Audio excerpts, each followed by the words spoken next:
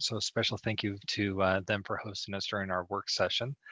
We're going to start off this evening with, of course, our notice of declaration.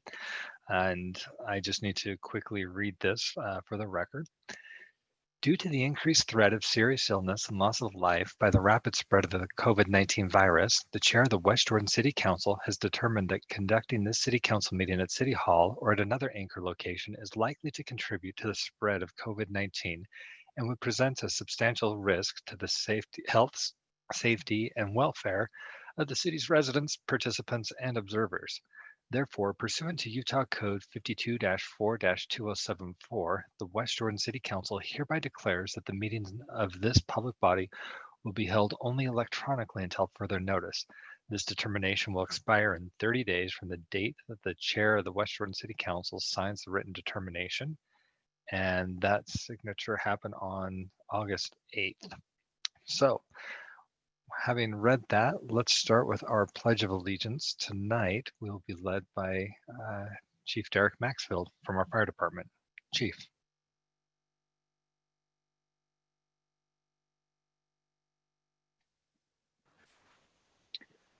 All right, please stand and join me in reciting the Pledge of Allegiance.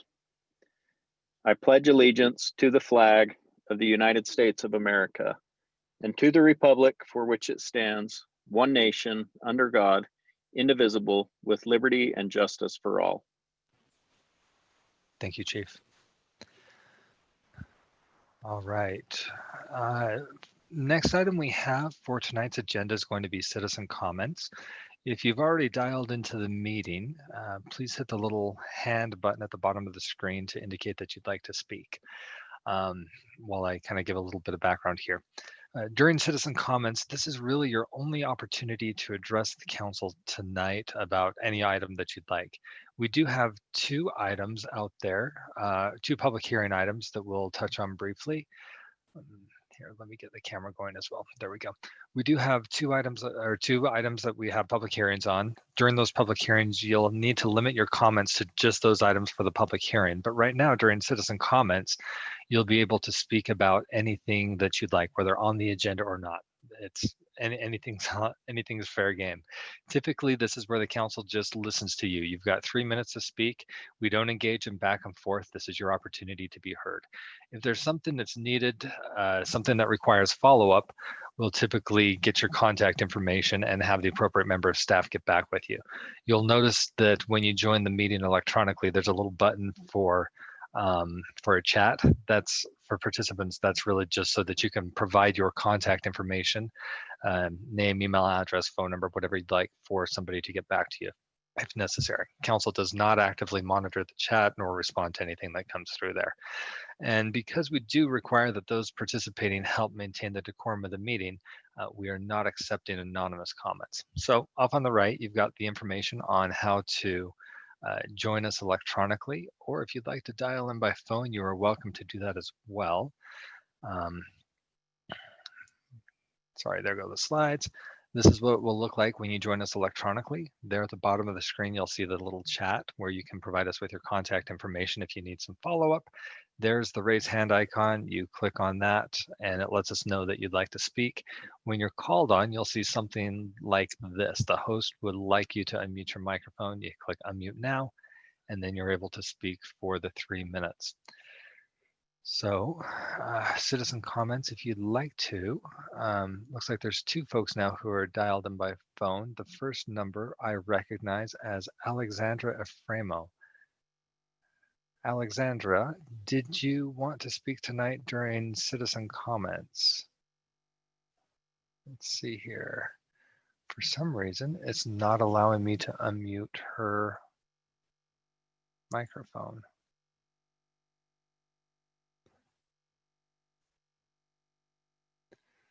Mr. Anderson, could you reach out to Alexandra to see if she wants to speak during citizen comments? For some reason, it looks like we've enabled talking, but it's not allowing me to unmute her. So I do see. I'm not able to unmute her either. Interesting. I don't see anybody online who has indicated they'd like to speak. I do see 2 other callers. So let me go to them real quick. Number ending in 0303. No, it's not letting me unmute them either. Well, this is fun. We haven't had this problem before.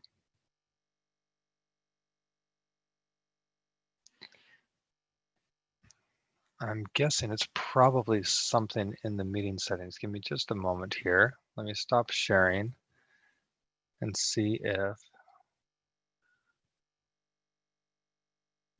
there's something that can be done there. Mr. Anderson, can you play around with the options at the bottom of the screen? Like next to share screen, do you see something different that might allow for that call-in participation? I do not. All right. Okay, we'll see if you can work with IT on that one. I do see one other person has indicated that they'd like to speak, who's joined us by computer. So give me just a moment here. It's like Catherine Blackham. Okay, Yes, that's me. beautiful. Make sure it worked. Look, this format does. When it's just by phone, that's where we're running into the issues. Okay, I'm gonna lower my hand and you can mute me again. All right, thank you. Appreciate that. All right, well, we will continue to have Mr. Anderson see what he can do to troubleshoot the citizen comment for those who have joined us just by phone. And if the council is amenable to that, I'll close citizen comment for now with the anticipation that it'll be reopened once we figure out what's going on there. So that will bring us over to reports to the city council. And we will start with the report from the council office. Mr. Anderson.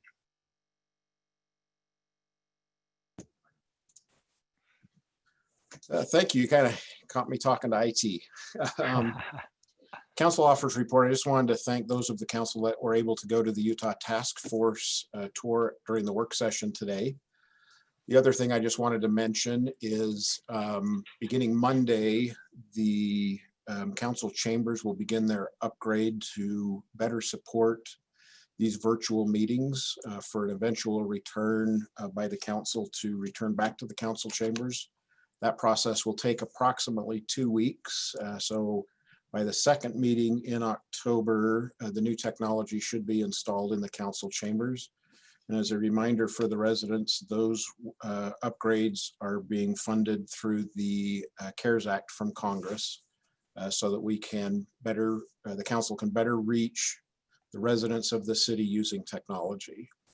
And that is our report for tonight. Thank you, Chair. Thank you.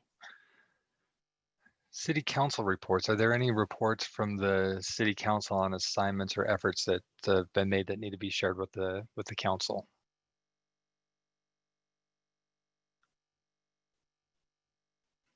All right, seeing none, we will move on to the mayor's report. Mayor Burton.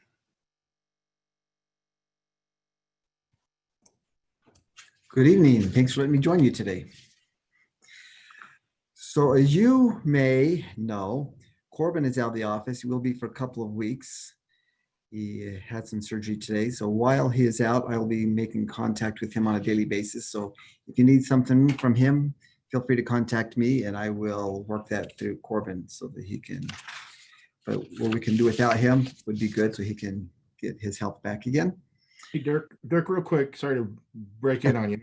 So with him being gone, do you have, before how we had David, someone cover for David. So are you covering for Corbin while I was out, or is he working from home? How's that working? I'm covering for him while he's gone. Okay, perfect. Thank you. Good question. Thank you. Okay. And Chris, I'm assuming you got those slides that Keenan sent over to you. When were they sent? He said he did it a couple of days ago. I do not recall seeing them on Friday. Give me just a moment here. Keenan, 4:47 p.m. today. Oh, maybe it was today. I talked to him about it a couple of days ago. Let me let me see if I can download these Okay. quickly. Give me just a Do that. moment here. And I'll keep talking and then let me know when you're ready. So I'll come back to that part when you have to do that. I am 10 seconds away from being ready. Okay. So they're I not will- inside this slide deck. So they're a little smaller, but That's okay. there you go. So 2 weeks ago, I went to the Washington, D.C. area on family business. And while I was there, I rented a bicycle and rode into Washington, D.C. on the 17th. And the 17th is Constitution Day. So I made it a point to visit all of our federal delegates while I was there. And you can see in this picture here, I'm with Representative Rob Bishop and Representative Ben McAdams and Representative John Curtis. And we talked about the Constitution and they all gave me a quote while I was there. Oh, there's one other one there that's kind of hiding behind that, I'm sorry. And also with Representative Chris Stewart. So those are our 4 representatives and I was privileged to meet with and have a short meeting with each of them.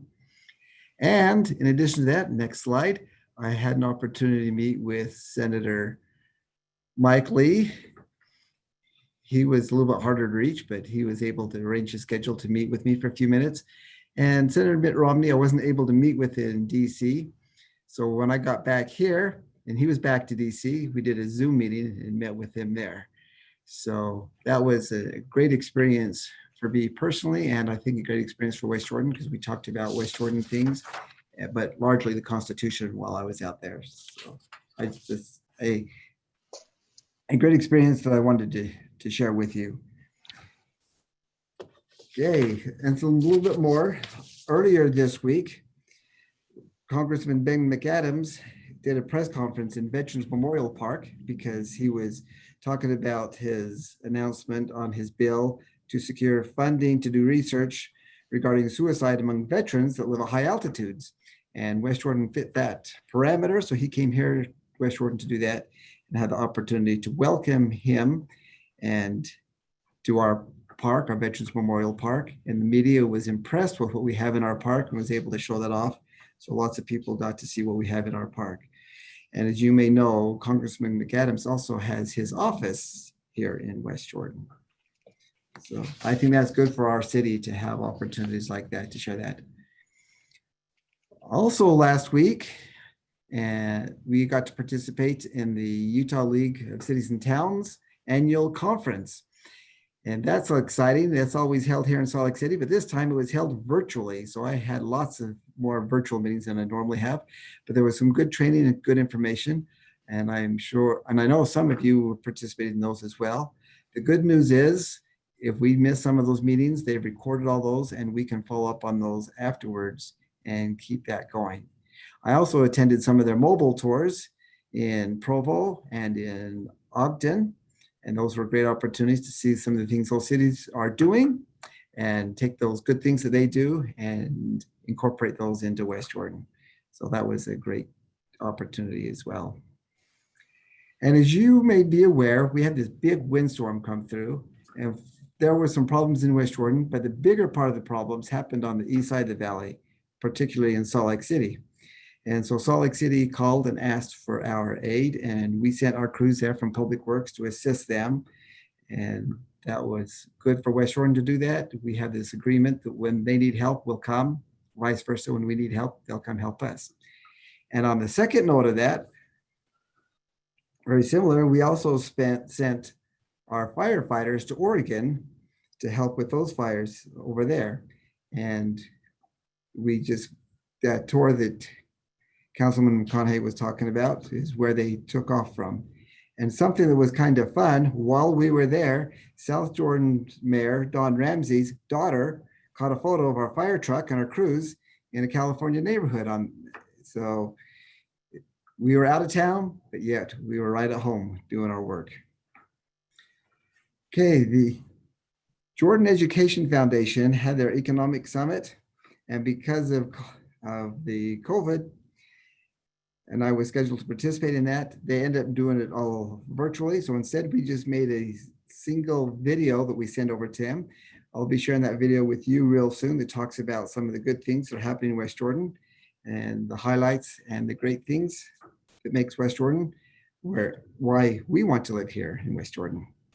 Marie worked really good at that. When you see this, you're going to be impressed on the quality that Marie did for that. It was all done in-house, but couldn't have done any better if we hired someone to do that for us. At the first one I've got in my term, I hired a company called Better Cities. And the purpose of Better Cities was to come in and interview all of our department heads and review our city and see what they can do, their consulting firm, on helping our city's financial standing. And they reported that to me today, and I'll be getting that report to share with you soon. But in a nutshell, they went through, and the things they were going to advise us to do, we have already starting to put those things in place. So I was very impressed. Their report was thorough, and they were impressed with our city. They mentioned how we have fantastic people working in the city, how well they work together, and how they look beyond themselves to the purpose of the city, and how we are implementing the strategies that they were trying to share with us.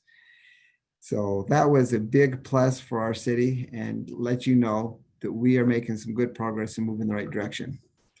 Also, I sent an email out to each of you. I just want to remind you that tomorrow we have a new business having their ribbon cutting called the Soda Bean, which is right over here on 7800 South. That'll be at 5 o'clock tomorrow. I plan to be there, and I hope to see many of you there as well. This is another popular business that'll be good for our city, along with the other businesses that have been coming. So that is my report. Any questions? Councilmember Pack. Thank you, Chair, and thank you for your great detailed reports, Mayor. And it's been a pleasure being with you at the recent neighborhood gatherings to discuss traffic, to discuss feral cats. It's been good to be able to hear what residents are saying. And after the meetings, I've had other people who have heard from the people that attended meetings that there was a meeting. And so they've inquired to me, oh, how do we find out about these neighborhood meetings? How is the mayor getting the word out? I would have attended had I known. And so of course it's impossible to, contact everyone with the same at the same time in the same manner. But how is that being advertised, Mayor, when you have these meetings? Because we appreciate the invitation to attend, and we'd like to get that out to residents as well. That would be really helpful. Basically, I have a contact person in the neighborhood, and I let them announce it and invite all the other people in their neighborhood, because they know who their neighbors are and who would be interested and how to contact them. So that's how that is done. And often those meetings are on short notice. So by the time we get the meeting planned and it's executed, it's just a couple of days in there. And so there's not much time to do much more than that. So that's generally how it is. But if you have some ideas on how we can improve that, I would be anxious to do that. Great. Thank you, Mayor. Thank you. Thank you, Council Chair McConaughey. And then Councilmember Whitelock. Did you have a question for the mayor? Kind of. I too appreciate the mayor inviting us to the neighborhood meetings, especially where I represent the entire city. I appreciate the opportunity to go and hear what residents have to say. And at the meeting about feral cats that Councilmember Pack referenced, one of the frustration in that neighborhood is our spay neuter return. And so I would ask that us as a council, being the legislative body, that we relook at that and see if there are any changes we need to make to that ordinance. So thank you, Mayor. And also, the sooner we get the invitation, the more likely we are that we can come. So thank you. You're welcome. Thank you. And thank you for taking the time to be there, Councilmember Whitelock, and also Councilmember Pack. It's also always helpful to have council members there, particularly in this case where it may require an ordinance change to do something differently. And that's where you come in and can provide a great benefit. Thank you. All right. Any other questions for the mayor? Mayor, CAO's report with Mr. Lee out. Is there a report this week? Was that basically covered with your report, or is there somebody else that? It was. I included in mine. And I don't have any department heads who wanted to go above and beyond what we shared with you already. So we're good to move on. Thank you. All right. Thank you, Mayor. And tonight, it just looks like tonight's going to be the night that we're plagued with technical difficulties and last minute adjustments. So I appreciate the council's flexibility and patience. We had some difficulty. Councilmember Whitelock, you mentioned that you did have a report back for the city council. Back up. We can back up to that one now if you'd like, now that we've got you appropriately connected. Sorry about that. That's okay. I just basically gave it with the mayor's comments. I just phased it differently. Okay, thank you. Councilmember Jacob. Here we go. There we go. Yes, I have a quick report as well. I was just able to attend the League of Cities and Towns annual convention last week. Pardon my dogs. And holy cow, they never bark. And was able to attend a couple of sessions, not as much as I would have liked. It didn't end up as well as I'd like to, but we did elect a new board. I was able to attend some updates on a couple of different topics. And it was good to be there, representing the city, able to have a couple of virtual chats with electeds from other cities. So that was good. I was nominated for the board, and so was Mayor Burton, but neither one of us were selected this time. Apparently that's something that you have to apply for a few times before you actually make it. So hopefully in the near future, Wes Jordan can get some representation on the league board, and we can have a little bit more of a voice in league events. But I just wanted to report back that was something I was able to do and attend, and it was great. And I believe Melissa attended some, and Alan Anderson as well.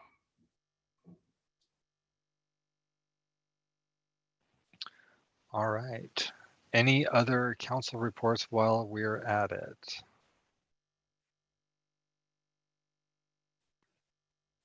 Okay, we're going to play for just one moment here and try to test again the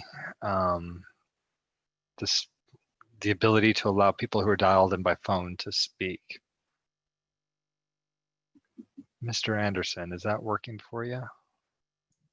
Yes, IT's been working on it, and if you ask them to speak, Zoom will now say for them to unmute, they need to press *6, and that should allow them to speak.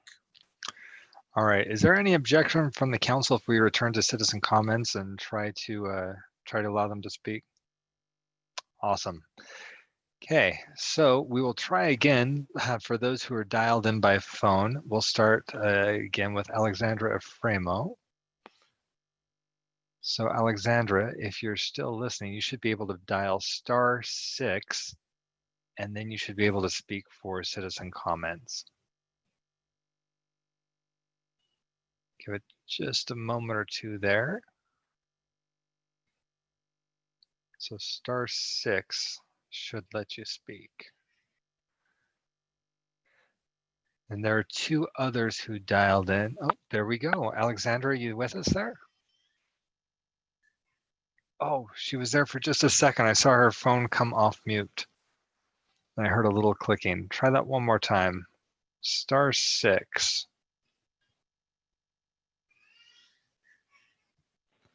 Okay, I think you're there, Alexandra. Oh. Nope, it jumped and now you're back off. Today is a great night for technical difficulty, so thanks everyone for patience. Yeah, just one time, do the *6 and then wait for a few seconds, maybe 5 to 10 seconds. It looks like it's a toggle, so the *6 will, there we go. You should be on, Alexandra. Hello, Chairman. There you are. We've got you. Oh, hi. How are you? So good. Thank you for being Oh, patient as my. we figured this out. Apparently, there was an update that we weren't prepared for. So thank you for joining us. I'll go ahead and Yeah, start the timer for you for citizen comments. So you have the floor, 3 minutes. okay, hi. Here I go again. I'm not driving anymore, so I can't go to the, and there are a lot of meetings I cannot go to, but I've addressed this situation before. We spend less money per child in the state of Utah than any other state in the United States. Also, we have more children in Utah per family than any other state in the United States. And I'm sure the council, every one of you, you know somebody on the legislature. We have to get it before the legislature again. Senator Jones, many years ago, tried to get a bill before the state legislature. Any family more than 2 children, you start paying for education. I'm 87. I've paid all my life taxes, but I attended a meeting with the Pioneer Women here, and there was a woman there. She had 15 children.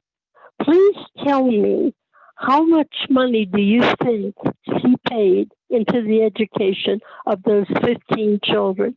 And even when she said it, she was so it was almost like an arrogant statement, you know, I have 15 children that have been educated. But the thing is, we have to get more money. And I know Utah does not like gambling. If we have a lottery in Utah, at least we'd have some of that money into our education.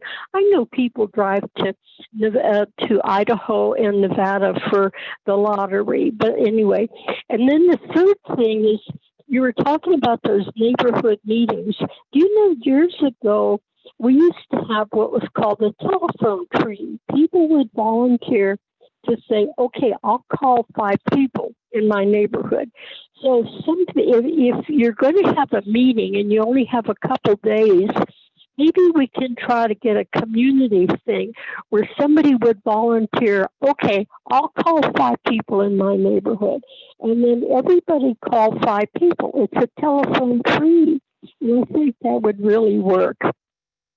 But anyway, I'm begging you, please, next time we're talking about developments, please, no more green lawns in Utah.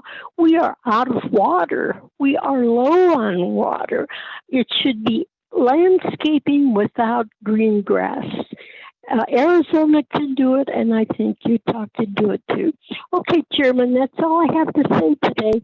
But when I hit that *6, they said it was unmuted, and that's why I was having difficulty hitting the *6. I finally hit the *6, and then they said unmuted, but I still got to talk to you. So, No and then they said muted. Thank Okay. you. Thank you for being patient, and thank you for helping us figure out how to deal with that one. Always good to hear from you, Alexandra. Okay, have a good night. Thank you. Bye-bye. All right, and then there are 2 other folks who are connected by phone. What we've found, and shout out to Michael Oliver from the city's IT department for being so quick on this one. So we found *6 is what will allow you to unmute. But if you're connected by phone, you can dial *9, and that will raise your hand on there, so we know you're wanting to speak. So for the other two who have dialed in by phone, if you would like to speak during citizen comments, please hit *9 so we're aware. And in the meantime, I see Carlos Moreno has raised his hand wanting to speak. So we'll go ahead and open it up for Carlos. Again, if you're here by phone and wish to speak, dial *9 so we're aware. And Carlos. Okay, you should be able to unmute yourself now. Hi, everyone. My name is Carlos Moreno. I am a resident. You're a little bit quiet. Can you move a little closer to the microphone? Hello? Yep. Okay. Continue. Oh, sorry. My name is Carlos Moreno. I'm very excited to talk to you, to the City Council. And also, I would like to congratulate you guys for this proposal to having the diversity committed. And thank you, Mayor Dirk Burton, to listen your constituents, and thank you, the City Council, for this great opportunity to create this bridge to the minorities community in this beautiful city. I'm very proud of you, and thank you so much for this opportunity. And welcome to you are. I'm very excited to start working with you and try to create more awareness, and also anything that the council needs from us or from me specifically. We are here for you guys, and I'm sorry, we are here for you, City Council. And thank you so much, and that's my comment. Thank you, Carlos. I appreciate that comment.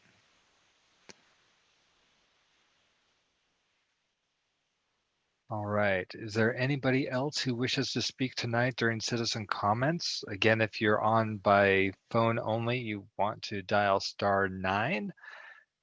And if you're in through the computer, just hit the little hand button at the bottom of the screen. All right, seeing nobody else wishing to speak, we will proceed. Again, thanks for being flexible, everyone. Having concluded citizen comments, we'll close citizen comments, having also concluded the reports to City Council. That brings us to consent items. The only item that we have on consent tonight is the approval of the minutes from our September 9th meeting. I would look to the council for a motion there. Move to approve. Second. Motion by Councilmember Whitelock, an enthusiastic second by Councilmember Green. Any discussion to the motion? Okay, seeing none, let's vote. Cindy. Okay, great. Thank you, Council. Councilmember Green. Yes. Councilmember Jacob. Yes. Councilmember Lamb. Yes. Chair McConaughey. Aye. Councilmember Pack. Yes. Councilmember Whitelock. Oh, yes. And Councilmember Worthen. Absent tonight. Oh, absent. I forgot. Thank you. That motion passes 6-0. All right. That brings us to our next item, which is a public hearing for the Jones Ranch Master Development Agreement. So, same as before, if you'd like to join, here's the information on how to do so. And now that we're aware, *9 for those of you who are connected by phone only to raise your hand to indicate you'd like to speak, and then when called on, *6 to unmute yourself. We're going to move forward to this one, Jones Ranch Master Development Agreement. And Scott, are you the one that's going to be discussing the background for this with the council? I'd be happy to. Council, it's good to see you once again, 2 nights in a row. This is a familiar application, or at least it should be a familiar application to you. This is that 592-acre master plan community. You've got this item 6A and then the following item 6B that are both talking about this development. The intent of placing this on the agenda this evening is to allow the applicant, who is Ivory Homes, the chance to respond to some of your concerns. And so if Chair McConaughey or Alan Anderson, if you could promote Brian Prince from Ivory Homes. He's got a few slides to share. This is also a public hearing, but based on some last minute information, we would recommend as staff to the council that you do not take action tonight, but rather give the opportunity for the public to speak and also give the applicant an opportunity to respond to some of your questions. Yeah, real quick, those slides, were they already sent over to me and I can share them from here? That should be fine, as long as Mr. Prince can speak. Yeah, that's not an issue. The slides though, have they already been provided or are these new? I would have to defer to Mr. Anderson and Mr. Prince. I can't see any slides on my screen. Okay. Council We didn't Chairman receive Coniff. anything by Friday for the publication deadline, which is why I'm curious. Oh, there we go. Give me just a moment and I'll have those slides up.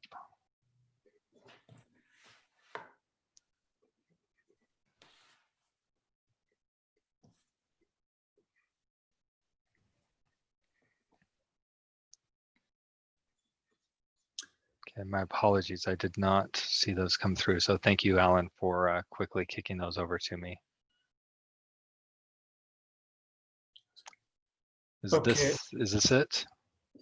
Councilmember McConaughey, I have them. I have the files. Could I share it? This is not the file that we were going to go over. Okay. Yeah, we tried. Well, yeah, I'll stop sharing. We can discuss offline.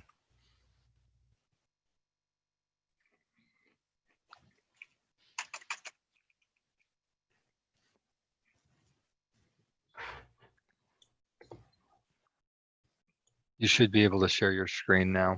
Okay, great.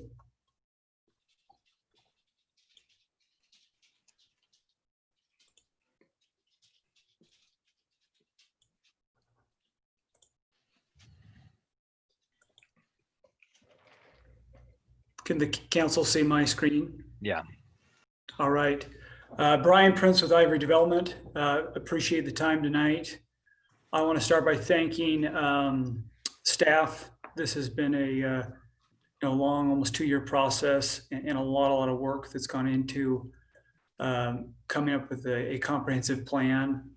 And I want to thank also you council members. A lot of work has gone into discussions. You've put a lot of effort into understanding our proposal. You've had the chance to review it, and we over the months have received great feedback on this proposal.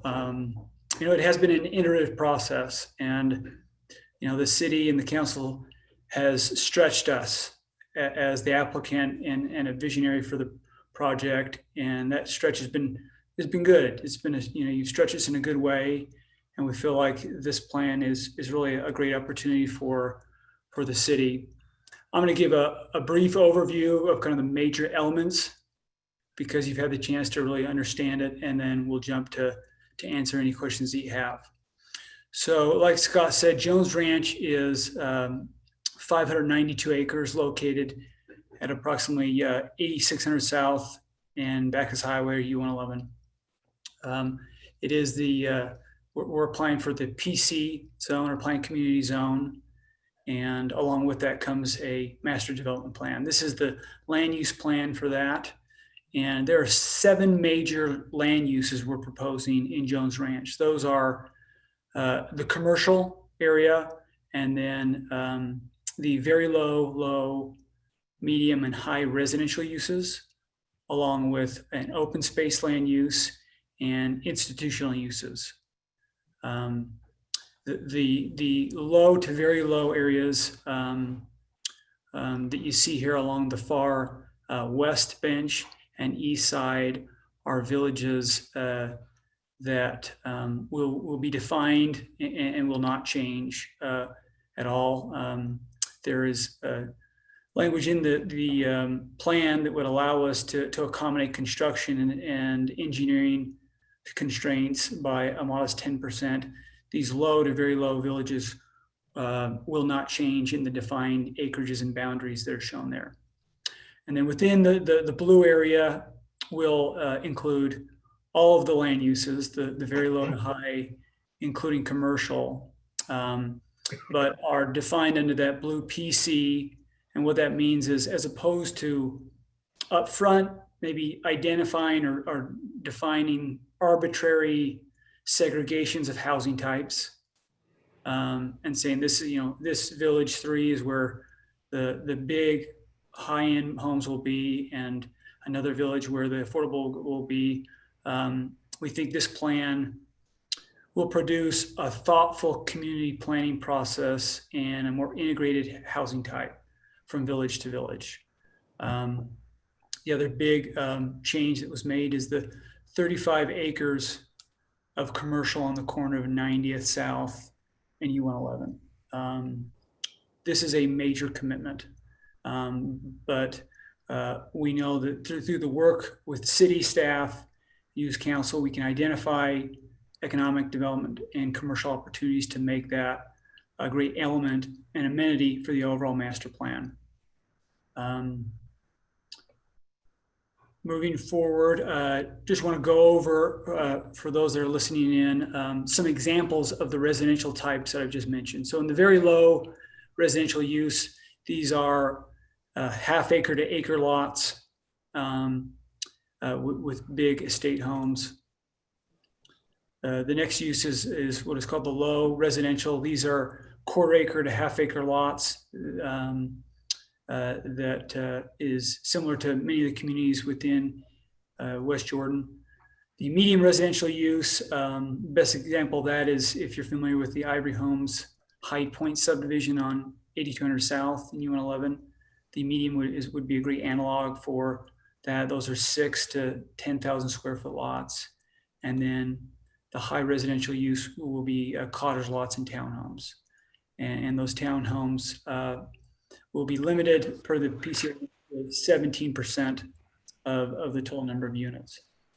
In addition to that, sorry, my apologies. Sorry for jumping in.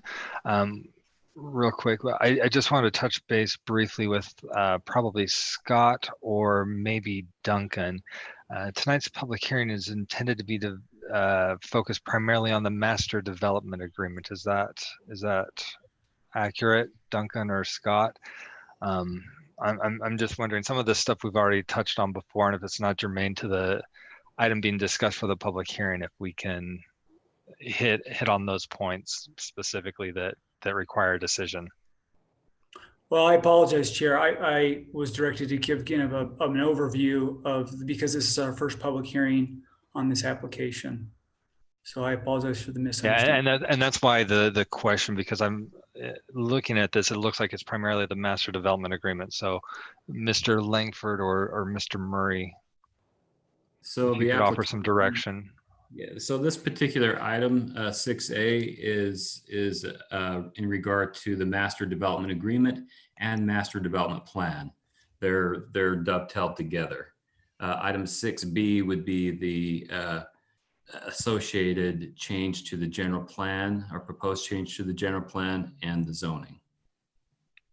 Okay. Does that answer your question? Yeah, somewhat. Okay, sorry, please, looks like we have a clarifying question from Councilmember Whitelock. So we'll do that real quick. Scott actually just answered it, so okay. I'm in favor of letting him share. Okay, just wanted to make sure we're on the right path. Please proceed. Okay, thank you, Chair. And then in addition to those residential and commercial land uses, we envision institutional uses, schools, civic uses, worship sites. Those aren't defined in the land use plan, but will be defined as those opportunities come up and as we go through the village to village master planning.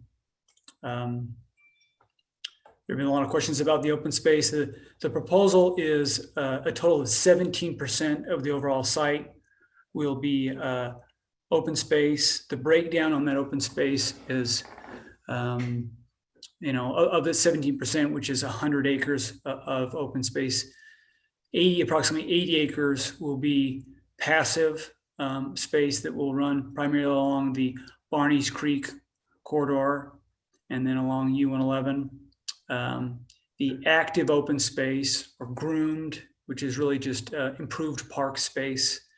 The minimum requirement is is 21.3 acres. The ordinance requires 8%. We're committing to double that of 21.3 acres of park space. That is what you see on the plan here. So there's 3 major parks throughout.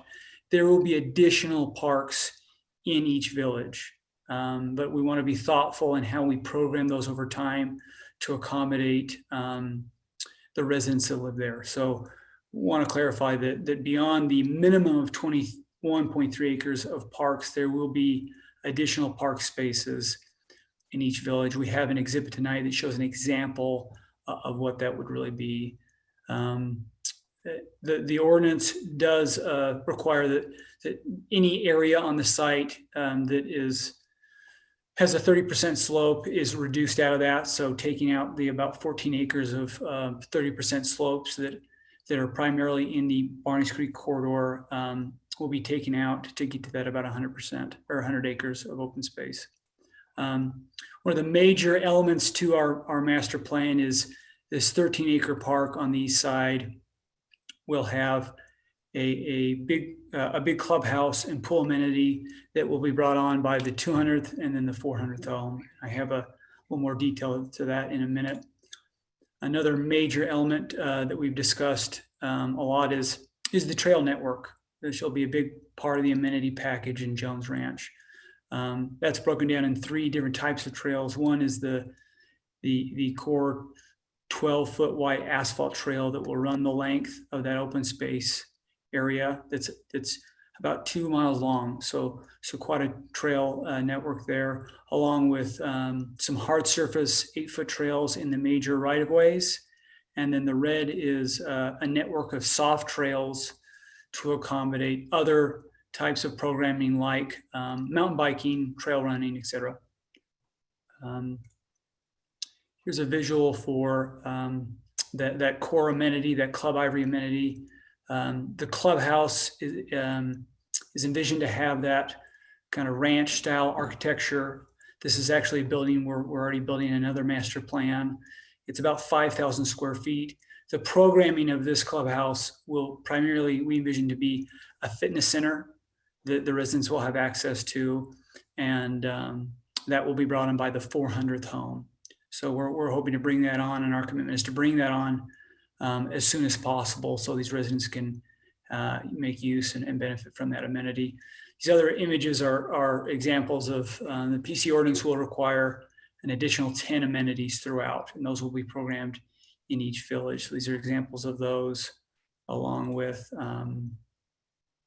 these images as well. So there's going to be these amenities in these improved green spaces, as well in those open space corridors to provide a variety of different amenities. And with that, would love to open it up to answer any questions you have about the plan specifically, as well as any terms in the proposed development agreement. Thank you so much. Scott, do you have anything to add there?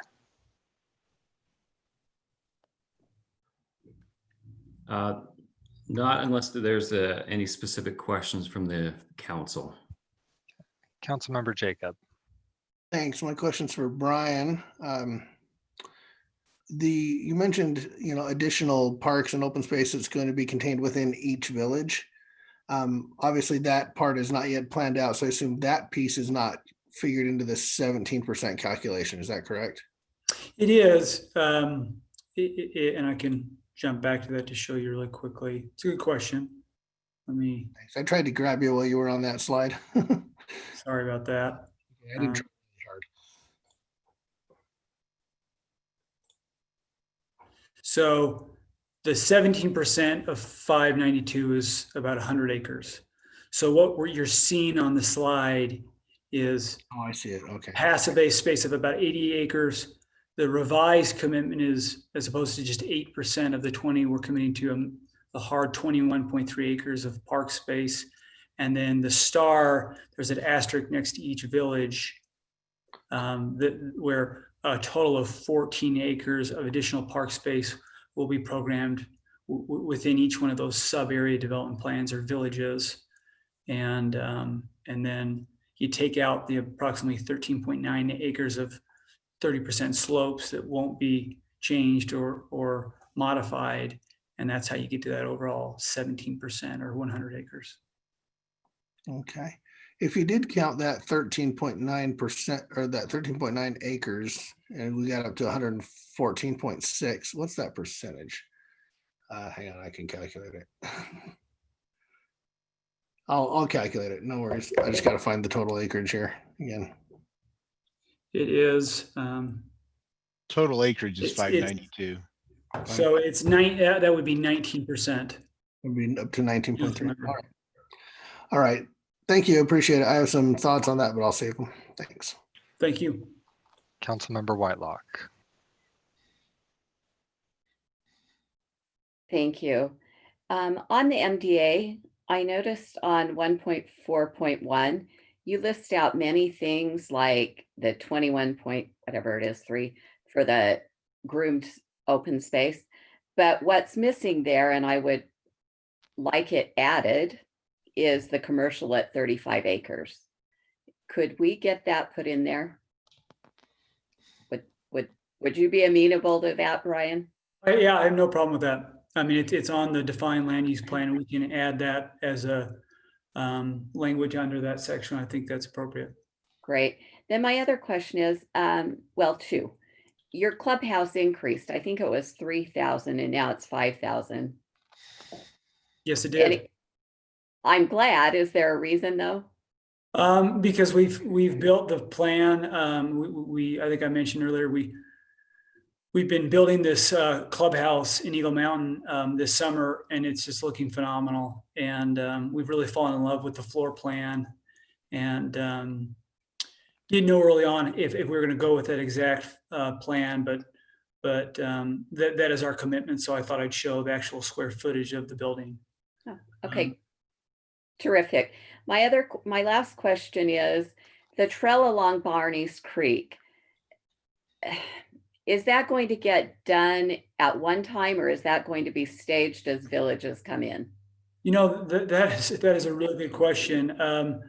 I think I'm going to pull that up one more time just so we can look at it.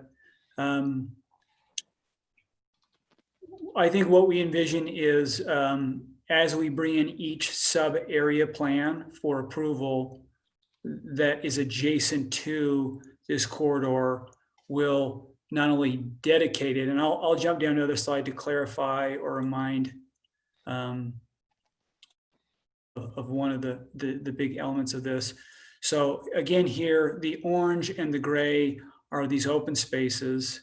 As far as the ownership of these open spaces, the gray will be owned and maintained by the HOA.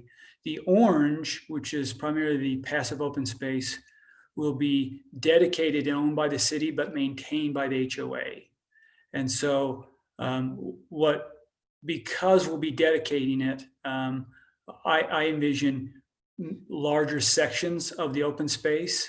So it won't be like 200 feet at a time. It'll be, as we bring in a village plan that encompasses this area, we'll dedicate that section, that quarter of a mile, and then put in the trail. We want to do it in a way that's valuable to the residents early on, meaning that we'd want to connect the trail right off the bat from 6400 up to that 6700 west right away as soon as possible. So there's, in the short term, as it's developed, there's connectivity and usability of this trail system. Does that answer your question? That does. Thank you.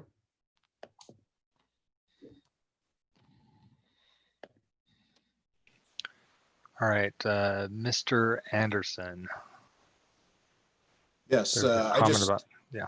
Yeah, Brian, I need, since I've got the old slide deck for our record keeping, I will need this slide deck that you used tonight, if you would be so kind to email that to me. I will. I'll email it to you right after the hearing. All right, thank you so much. All right, any other clarifying questions before we open up the public hearing? All right, seeing. All I'd ask, Chair, is for the opportunity to answer any questions that come up during the public hearing. Typically,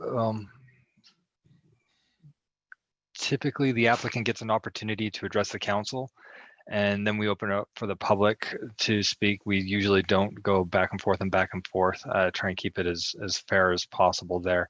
Mr. Murray or Mr. Wall, do you have any advice or direction you would offer otherwise? Thank you, Chairman McConaughey.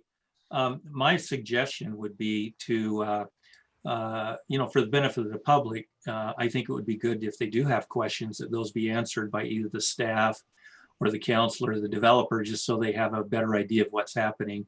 And so it would not be inappropriate if you wanted to allow those questions to be to Mr. Prince to make a list of those and respond to those, or you as a council can respond to those. You don't have to, but it might be appropriate so the public understands better the application. Procedurally, it's acceptable. Okay. Historically, we've invited the applicant to address, but not kind of given it. At least in my memory, I don't recall other instances where we've made the applicant a panelist and given them the floor to host the public hearing. So that's why I'm a little bit uncomfortable, but if we're okay to proceed, then we shall do so. So I will open up the public hearing. If you'd like to speak on this one, please hit the little blue icon or the hand icon at the bottom of the screen to indicate you'd like to do so. Or if you're connected by phone only, please press *9 to raise your hand to indicate that you'd like to speak. Chairman McConaughey, I would suggest if there are questions, I think you're right. It would not be best to have it a back and forth between the developer and the public. Probably better to list those questions, and then if you would like the developer to respond, let him do that after you let all the public speak first. Okay, thank you. Are there, I'm assuming, Mr. Prince, there's no more slides to share? I have additional slides that I've prepared just as a backup to answer any questions, but my Okay. presentation is complete. Thank you so much. Okay, I'm going to move you back over to the role of attendee rather than panelist then, and then if needed, we'll come back to you. Thank you. All right, and I'm not yet seeing anybody who's indicated that they'd like to speak, so I will return to the City Council for discussion and potentially a motion.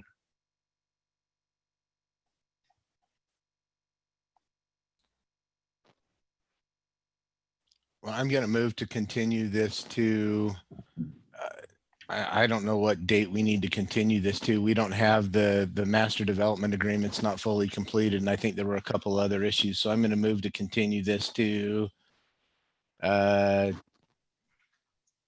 date uncertain, pending what we need to do to resolve the final issues with the MDA, and I think there were a couple other things.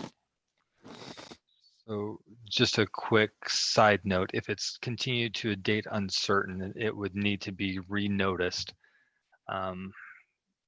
If we do it to a date certain, we can just do a straight continuation without the renoticing.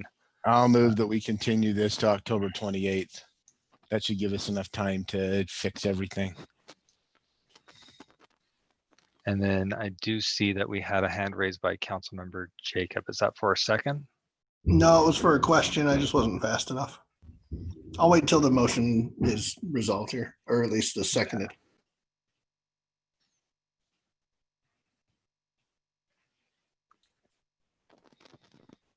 I'll second. All right, so we have a motion by Councilmember Green, a second by Councilmember Lamb. Discussion to the motion. Councilmember Jacob. Thank you. Now I'll chime in. Sorry, I was mid tortilla chip when you asked for a question, so I didn't raise it fast enough. My question or my comment, it's more of a comment for the developer and for the council, just for consideration when we do come to see this, is about the open space requirement. I know that's something that we've talked about a lot, and how the requirement's 20% and we're only getting 17 or whatever that may be. And I do understand legally, at least from how I understand it, this is legislative, so we can tweak it if we want to. I'm just gonna say that I'm mostly okay with it because when you add in that 30% slope area, you get right up to almost 20%, like within half a percentage or so. And that's as usable open space to me as the native grasses part, the unimproved open space. So why not count it? I mean, that's my justification anyway for thinking that we're more or less okay. So I just wanted to get that comment in there. And I would, as far as the motion goes, I wouldn't mind seeing this change to no later than, as opposed to the date certain. Any other discussion from the council? I will just add and voice my slight frustration that we're having a public hearing for something that's not quite ready. Would have preferred that we had everything all set before we had the public hearing, so we don't have to find ourselves continuing it to another date. That's my comment. Seeing no other comments, let's vote. Cindy.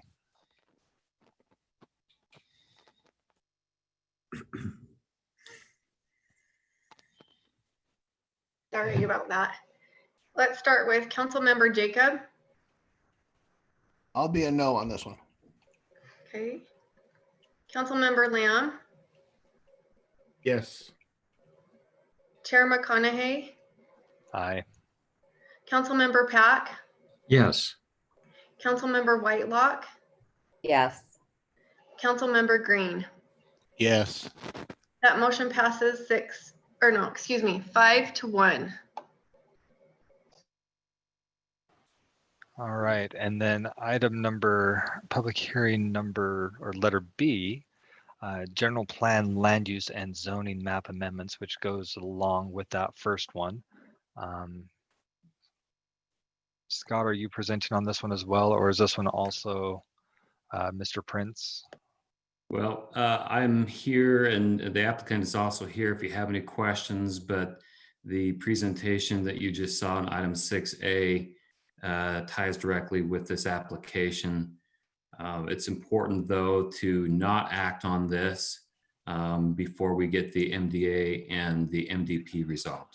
So I would recommend that, again, like you did in the last item, that you can open up to a public hearing. If you so choose to continue it to match the date that the council just motioned on for 6A. So if you have any questions, though, I'm here to answer that. Okay. And then we'll give a moment to the applicant. Mr. Prince, is there anything you would add to that before we open the public hearing? No, not at this time. Thank you, Chair. Okay, thank you. Council, any clarifying questions before we open the public hearing? All right, so seeing none, if you're here from the public and wish to speak about this particular item, now would be the time to do so. I do see that Alexandra Framo raised her hand. I saw it actually came up after the last public hearing, but it was after it had already been closed. But since these two are related, it should work well. So Alexandra, let me see if we can open this up so you can speak. So for anybody dialing in by phone, it's *9, as you can, if you're watching this, *9 to raise your hand to speak. Alexandra, try and hit *6 and then wait for just a moment and see if that opens it up for you. Chairman? There you are. Yeah, hello. Yeah, you know what, the *6, *9, at the end of, when you got done with that last item, I kept hitting *9, *9, and I went nowhere. And you said nobody was on there, but I was trying to get through unsuccessful. No worries, no worries. We did see you. We did eventually see it and get it worked out. So thank you for being patient there. Did you want to speak to the public hearing for this one? Yes, I do. Yes. Please proceed. I'm listening to all of this on the villages, but no, I have not heard one word or one sentence on the type of landscaping. I'm not there, so I can't see. I'm not on the audio. I mean, visual. So, but on the landscaping, I'm again begging that no grass landscaping on this entire 592. We can do other landscaping with rock and trees, etc., etc. So it's a short comment, but again, I'm just following up what I originally talked about on my original 3 minutes. But we have to be conscious of the water. I don't know why, the Great Salt Lake is decreasing in water level. That tells us something. We aren't getting the snow runoff as we did. We have to look forward. And I'm just saying, I am suggesting no grass landscaping on this 592. We can do it. We can do it with trees. We can do it with permanent landscaping. If Arizona can do it, we can do it in Utah. So again, that's just what I wanted to comment. Anyway, thank you, Chairman. Thank you, Alexandra. Is there anybody else who wishes to speak this evening? And it looks like Catherine Blackham. Okay, you should be able to unmute your line now. Okay, can you hear me? Sure enough. Okay, Please proceed. in response to Alexandra's comments about no grass landscaping, I think you can't go completely no grass. I lived in Las Vegas for 31 years. In the last 15 years I was there, they did try and reduce like grass landscaping to avoiding grass landscaping in the front yard, but allowing people to put in their backyards if they so choose, because maybe that's where they would have play sets or whatnot for the kids to play on.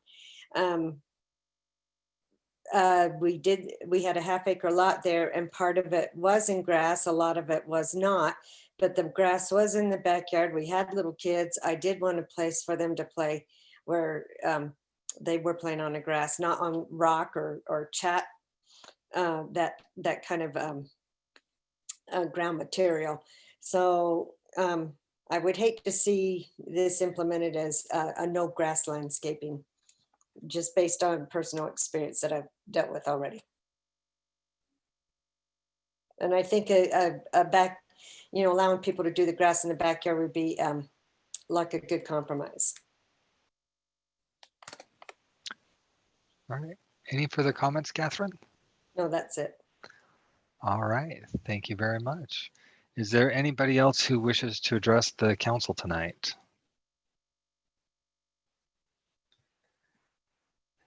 Seeing none, we'll return to the council for discussions or a motion. I'll move to continue this to October 28th. Second. Motion by Councilmember Green, second by Councilmember Whitelock. Any discussion to the motion? Okay, seeing none, let's vote. Cindy. Thank you, Council or Chair. Let's start with Councilmember Lamb, Yes. Chair McConaughey, Aye. Councilmember Pack, Yes. Councilmember Whitelock, Yes. Councilmember Green, Yes. and Councilmember Jacob. Yes. That motion passes 6-0. All right, thank you.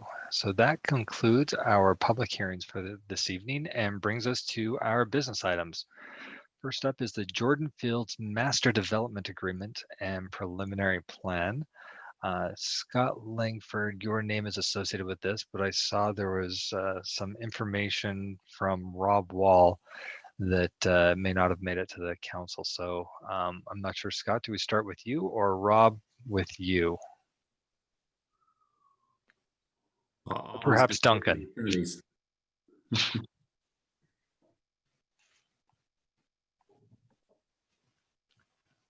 Oh, Saw Rob for a second. yes. There we go.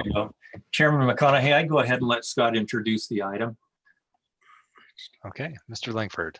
Okay, perfect. Council, thank you for your time again.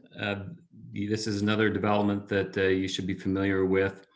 It's a small transit-oriented development type development, just located north of the Jordan Valley Medical Center. And a public hearing has already been held on this particular application, and that's why it's before you as a business item for consideration this evening. Essentially, there's been a lot of discussion back and forth, and Mark Forsyth, one of our planners, has done a good job at putting together a staff report that highlights some of the questions and concerns, not only from the council, but all the way back through design review, planning commission, and hopefully you've had a chance to look at that. There's been some recent developments with the applicant and a few changes that they have made to address some of the council's concerns. And so if it would be okay with the council, I'd like to give a few minutes to Mr. Forsyth to highlight some of those changes that have been made to this plan that may address some of the council's concerns and questions. The applicant is also on the call on the meeting, and they are available to field questions as you may have them. So with that, that's the intro. Real quick, it's a 240 unit multifamily development. And again, if you need more detail, Mr. Forsyth can provide that to you, but that's the quick overview and summary. I don't know if Mr. Wall wants to jump in at this point, or if we need to, or if you'd like to roll to Mr. Forsyth first. No, I think that's the best thing procedurally to do. Okay. All right. Thank you, Chairman. I'll try and share my screen here if you'll let me. Mr. Forsyth, I think the Chair McConaughey has the same. Sorry about that. Okay. I was on mute. I believe I've got the slides Okay. here. We've only got a few slides, so I'll just make this short, but basically, if you want to go to the next slide, we'll just start on that one. This one? Yeah. So just to kind of give kind of a procedural update since the last meeting. So staff met with the developer, discussed a lot of the comments that were made in the previous council meeting. And as Scott kind of mentioned, staff provided their interpretation, and the developer provided their response to the comments as well. And those were essentially combined into the staff report in that table you see there. And so after the report was sent out to the city council, the land use subcommittee essentially provided their response to the comments and the staff report, and those were discussed in a meeting. Can I interrupt one thing? I want to make it perfectly clear that it was not the committee that made that report. It was one individual council member. Yes, that's correct, Councilman. Yeah. So anyway, so fast forward after that meeting was held, the developer's attorney sent us a letter. Mr. Forsyth, if it's possible, could you move a little closer to the microphone? It's really, really soft. We can hear you, but it's tricky. Is that a little better? A little bit, yeah.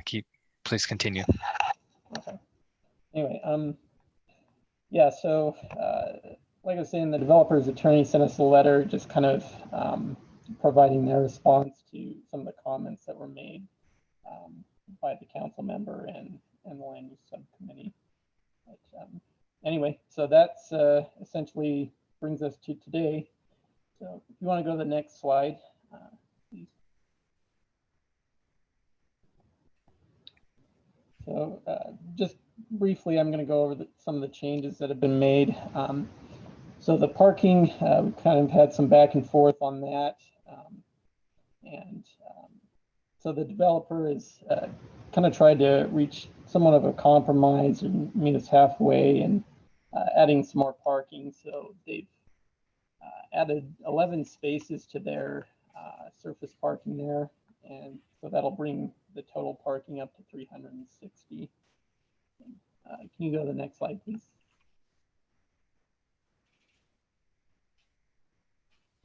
Okay. And the other changes to the detention basin, we had some comments from the council and the land use subcommittee on some of the landscaping that was originally there. So in order to kind of address those concerns, the applicants, it's a little hard to see from this drawing, but the base of that detention basin is now in full sod grass. And that basin will essentially gradually slope up to the east to allow for some access there. The west side is now going to be in rock, and then the perimeter around that is all going to be in xeriscaping, so a mix of shrubs and bark mulch and a row of trees along that north side.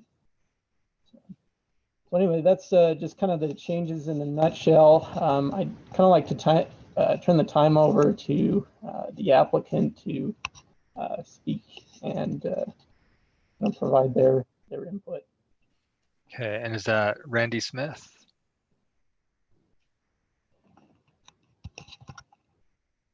Mark, who is it being opened up for? Randy Smith, yes. Okay. All right, Mr. Smith, your microphone should be open. Great. Can you guys hear me all right? Oh, yeah. Perfect. If you could also unmute Bryce Neep and Brent Bateman. We have them on the line with our ownership group as well. And okay.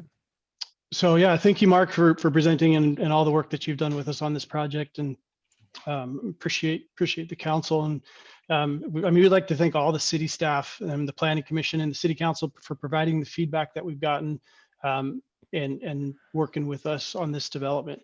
As mentioned, my name is Randy Smith. I represent Fieldstone Homes. We have Bryce Neep on the line with us. He represents Goodwin Knight. He's our partner in this development, Goodwin Knight Group.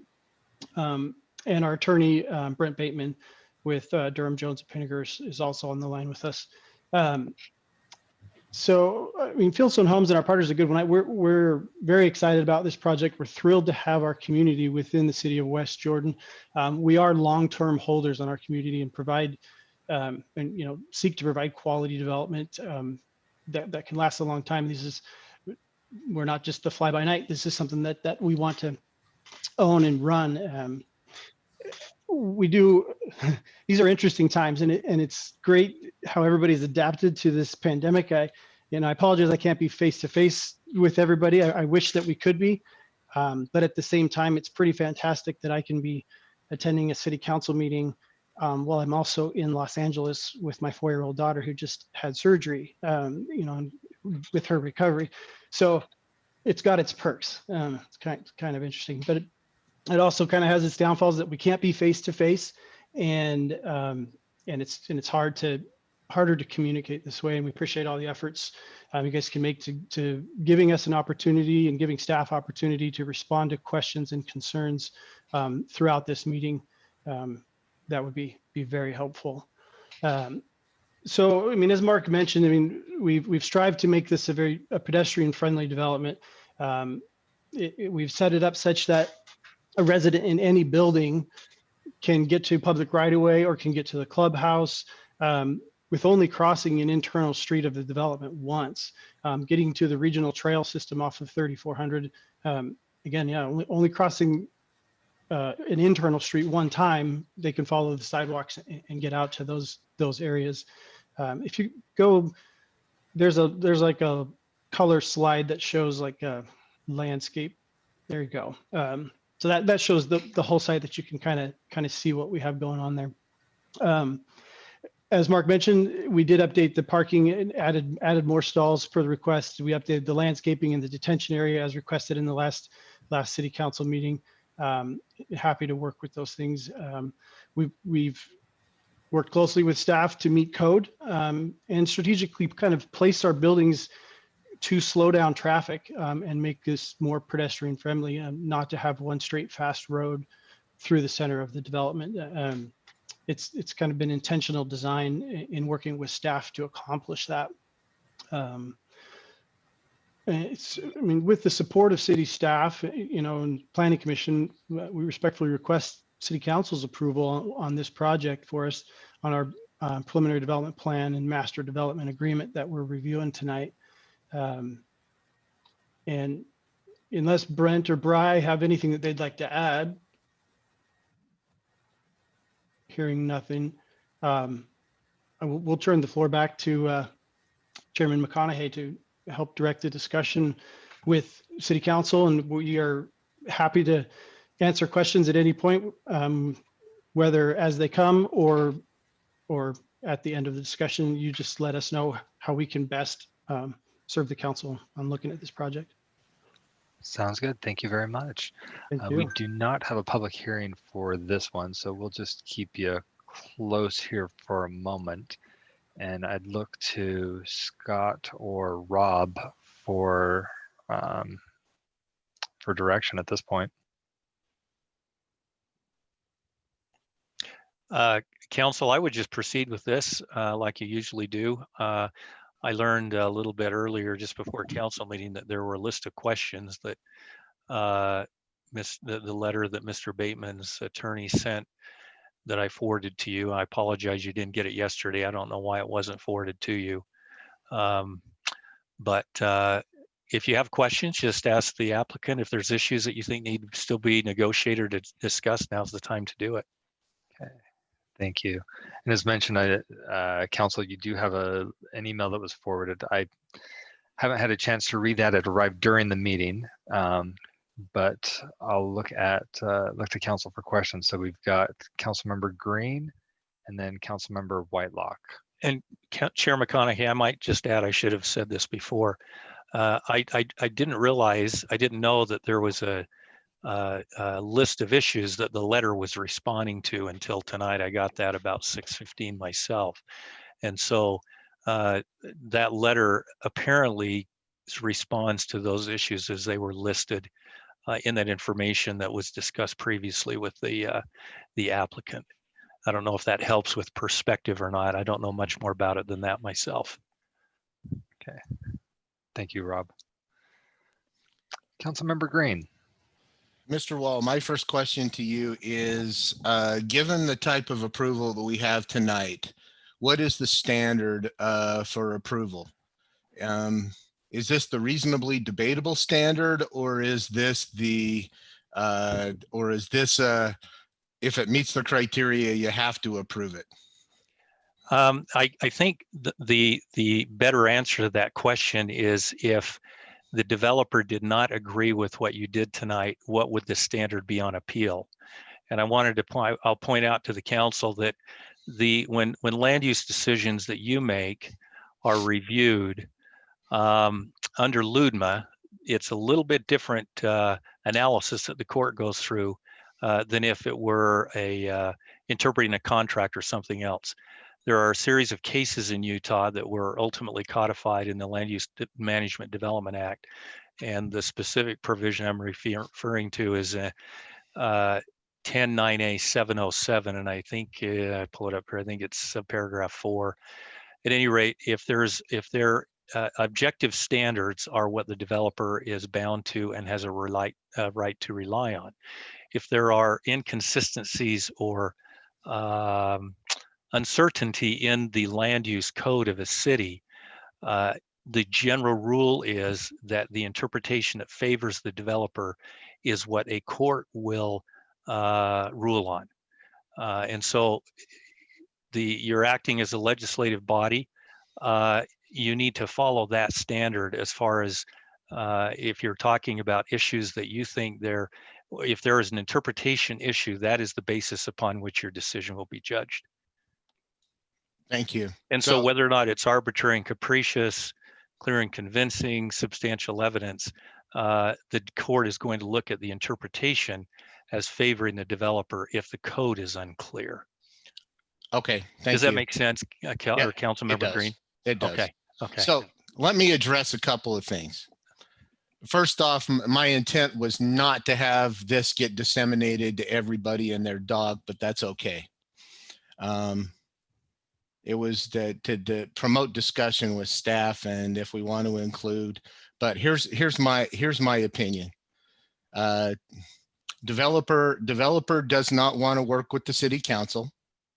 Developer wants to ram this down our throats.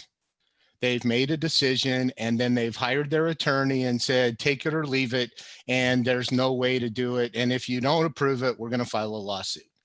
But let me address a couple of things very specifically here where I think the applicant has failed to meet a bunch of things. And I will be very specific.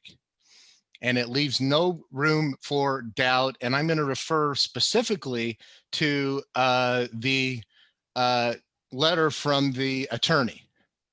Nevertheless, the objective of flexibility should not be forgotten. This is an infill development. I agree with that 100%, and the infill development doesn't meet the code. What the developer wants is, well, it doesn't meet the code, so because it's an infill, you can just do whatever you want with the code and make it fit, and then that'll make us happy. Let me address a couple of specific things in code, and one specifically where the attorney for the other side was wrong. Number one, our code specifically says that let me go to the biggest ones. A parking lot, garage, or vehicle maneuvering area shall be located behind or on the side of the building. Well, there's only one that's actually on the side of the building that would meet the code, and that's the one that faces Jordan Valley Estates, because all the other buildings face the code, face the building. It does not meet that code. There's another section of code that says in a large parking lot containing more than 200 spaces, an additional landscape area of at least 300 square feet shall be provided for each 25 spaces or a fraction thereof, and each area must contain one canopy. Well, the only open space in the parking lot is the dog park. If you look at all the other little spaces along there that are these little corners or protrusions or whatever, they're not 300 square feet. They don't have canopy trees in them, all does not meet code. One of the ones that the letter specifically said is that they comply with the lighting requirement and they do not have to put lighting on Jordan Valley Way. I will disagree with that. 136G-16 specifically says street lighting shall be provided along all streets and alleys. Now, I may not be able to read English, but street lighting provided along all streets and alleys means that they have to put street lights on their section of Jordan Valley Way. Now, so we can hunker down or we can work this out, and I'm willing to deal with the TOD infill and I'm using objective standards here, by the way. I'm not talking about where I put in my report that we could do better. I'm talking about objective standards. They talk about the open space 24%, but yet they never prove where the 24% comes. Their letter says, hey, the developer can meet it any way they want. Yeah, but they have to demonstrate it. Okay, you know, a couple of these things, I'm questioning whether they're open space, but they clearly don't meet the 300 feet, the 300 square foot rule when you have more than 200 parking spaces in one continuous parking lot, which this is. So when we look at, and then when you look at their letter, they specifically say they can comply with each of these requirements that deal with the fenestration. Well, they haven't shown that they've complied yet. It says that they've advised the clients to provide information that better demonstrates compliance. Until they have that evidence, I'm not voting for this. And so even by their own admission that they haven't complied, or that they might be able to comply, but they haven't provided us the information. So overall, we've got two choices. In my mind, we got two. In my mind, I've got two choices. If we vote for this tonight, I will be against it, and I will vote no because it does not meet code. If the developer wants to work with us and we come up with a TOD infill code that waives some of the strict requirements of the TOD, I'm more than willing to do that. But if this is an all or nothing proposition and nobody's willing to do it, then I'm willing to vote this down. And that's where I will sit with this particular development. I do not believe it meets the intent of a TOD. Contrary to what the applicant said, I don't think it's walkable, because walking between parking lots is never walkable, but that's a subjective criteria that I'm not going to rely on. But what I will rely on is the fact that there are certain things about a TOD that are required. And if we want to modify those, great.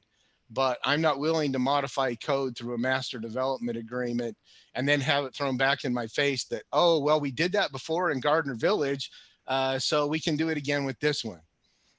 No, that isn't the way things work. And I'm sorry if I've hurt anybody's feelings.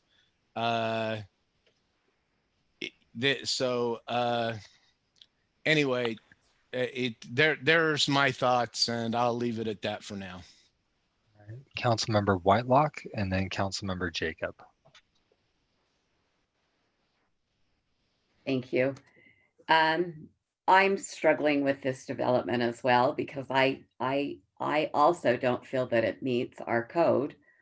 I've read what staff has given me, but I've also read the code. And while this project is adjacent to Novi, it's not the other apartments part of the TOD that are supposed to have some commercial and retail. It's not connected. And there's no retail, there's no commercial, there's nothing in there. And we're selling this as a transit-oriented development, yet there's no commercial really nearby except for a Starbucks. The nearest grocery store is 0.8 miles away, which means people are going to be driving cars.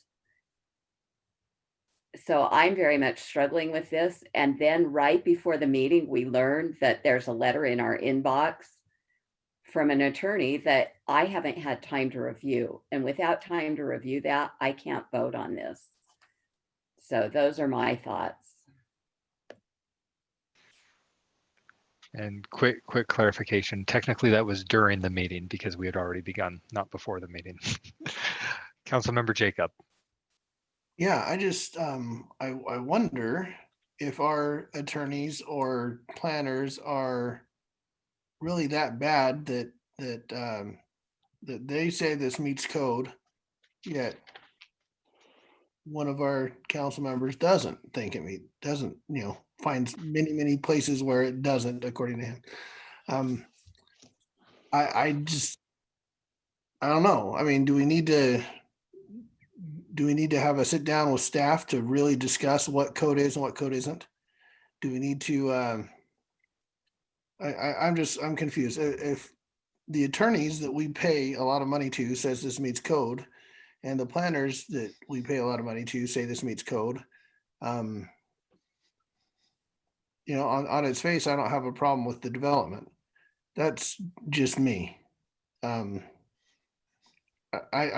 struggling with why there's such a disconnect. I would vote to approve this tonight. I'm happy to make that motion. I'm happy to do it.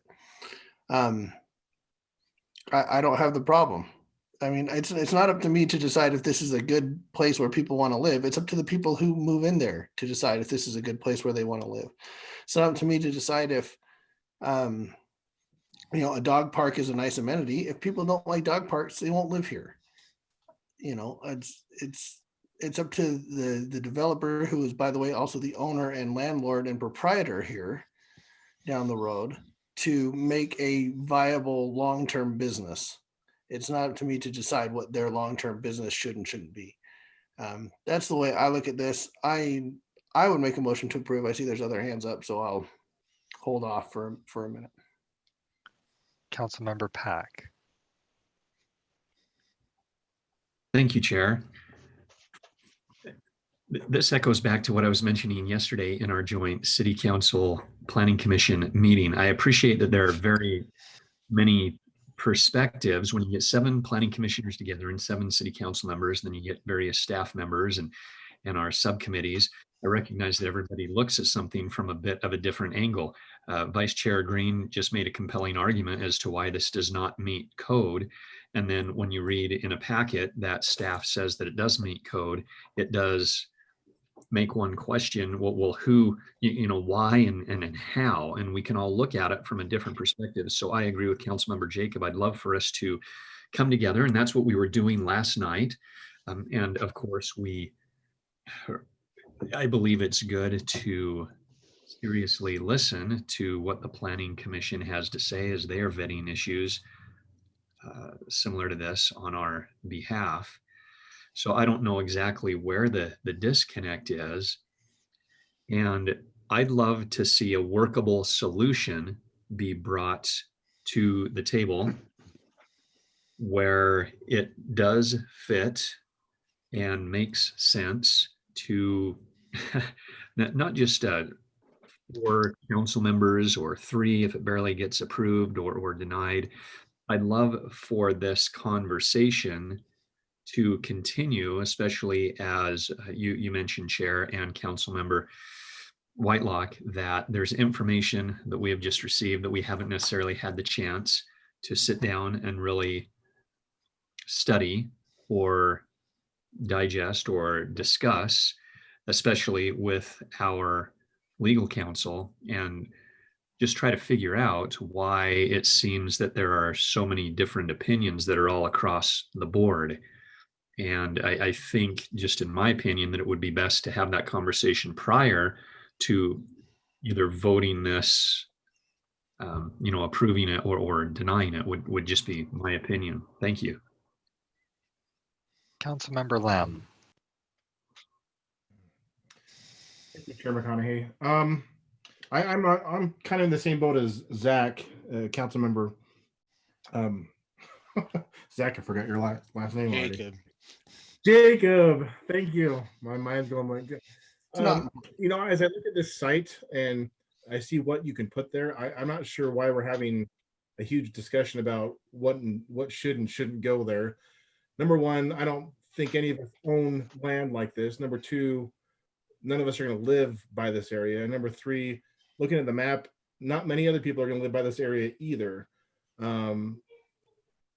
Councilmember Whitelock's correct. There's not a grocery store that's close to there, but I mean, no one's going to build a grocery store any closer than what is there already. So, as I look at it, I'm under the same thoughts that Councilmember Jacob are, that I'm ready to vote on this tonight. I don't think pushing this to another week is going to change anybody's mind from hearing all of you tonight. So if we push it to 2 weeks later or a month later, I don't think it's going to change within a month. So I would be for moving forward and making a vote tonight, whether it's a no vote or a yes vote. But I think that it's something that I don't want to see or hear our council say, let's push this off to another date, because I don't think we're going to change our minds coming up anytime soon. So thank you. All right, we do still have the applicant available to respond to questions and comments. Councilmember Green, I see you've got your hand up there. Did you want to speak first, or do you want me to give them an opportunity to respond? Or let me address a couple of things. And don't get me wrong. I tend to agree overall with Councilmember Jacob and Councilmember Lamb. Does this project fit in the area? Probably. Does it fit code? No. Where's the disconnect between us and staff? I can't tell you. All I can tell you is that when I read stuff in the code that says street lighting shall be provided along all streets and alleys, that's pretty clear to me. And then when we don't require street lighting along Jordan Valley Way, then that becomes an arbitrary and capricious nature of the business. If we want, what I have a hard time dealing with is the fact that I'm going to stay away from that part of it. What we see is that the ordinance requires some specific things.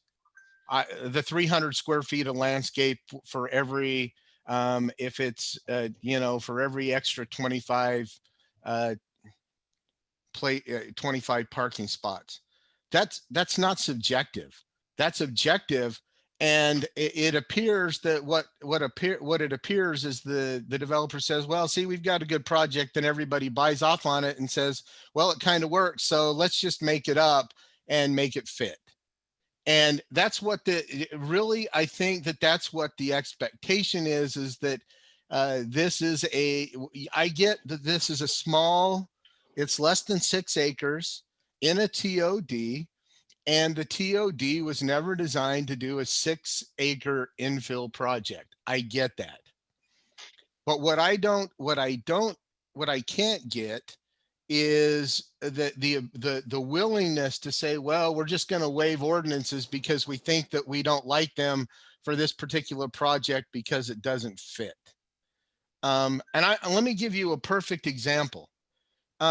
Even with the ambiguities and the stuff with this project, we have what appears to be one big parking lot, yet the developer and the applicant himself earlier in the meeting called them internal streets.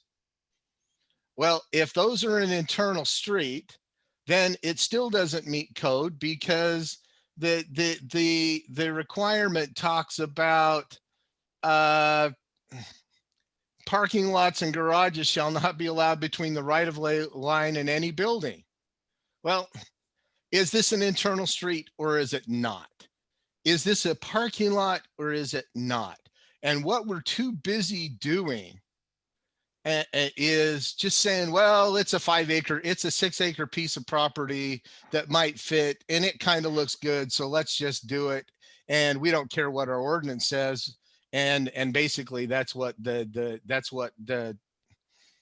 developer and their attorney are saying is just, well, it doesn't fit, but you need to do the flexibility and make it fit, even though it doesn't meet code.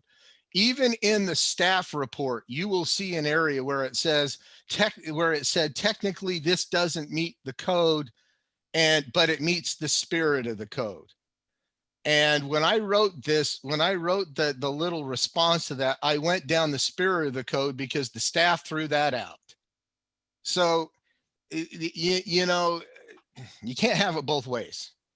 And unfortunately, you see the stuff where the developer says, well, we might not have met it, but we can comply better. Well, show us how you're going to comply before we vote. What we're going to do, if we vote tonight to vote to approve it, we're voting to approve what he submitted in the master development plan and what they've submitted in the master development agreement. And I think Councilman McConaughey is highlighting that there on the screen. So it either meets the code or it doesn't. And if it doesn't, then the actions that we're taking, we could be looked at as just making arbitrary and capricious acts because, oh, we like that developer. Oh, we kind of like this development. And so let's make that decision because, oh, it's not going to be that bad no matter what code says. And unfortunately, I won't vote that way. So however we end up, whatever ends up happening in the next little minute, you'll understand where I'm coming from is that there's a reason we have the code. And I firmly believe that staff does not have the authority to tell a developer, oh, well, we can waive that, or you don't have to comply with that. The executive branch is to execute the code. Yes, there's a little bit of leeway. But I don't believe that the city council owes any deference to the executive's interpretations. In legal terms, I don't think we owe them any Chevron deference or anything like that. I think that just like the Utah courts do, we can read the statute and we can decide what it means for ourselves without deferring to the executive branch. So that's my thought. And whatever happens tonight, will happen tonight. If we make a motion to approve, I will be voting to deny it. All right, Mr. Bateman, you've been waiting quite patiently. I want to make sure that all the council have an opportunity to speak so that you can respond without having to have too much back and forth. So if you would please continue that patience just for a moment, No as problem. Councilmember Pack has something else he'd like to add. Councilmember Pack. Thank you, Mr. Chair. Curious, within the MDA, would it be appropriate that we could attach conditions of approval to it to address what Vice Chair Green is saying and any other concerns that people have? I'm assuming that the applicant with the MDA would already have to have that addressed, usually. But could we approve with conditions of approval of street lighting and other specifics that have been brought up as the concern? And then, of course, I guess it would be up to the applicant to see if that's feasible and viable, if they would be willing to do that. Is that an option?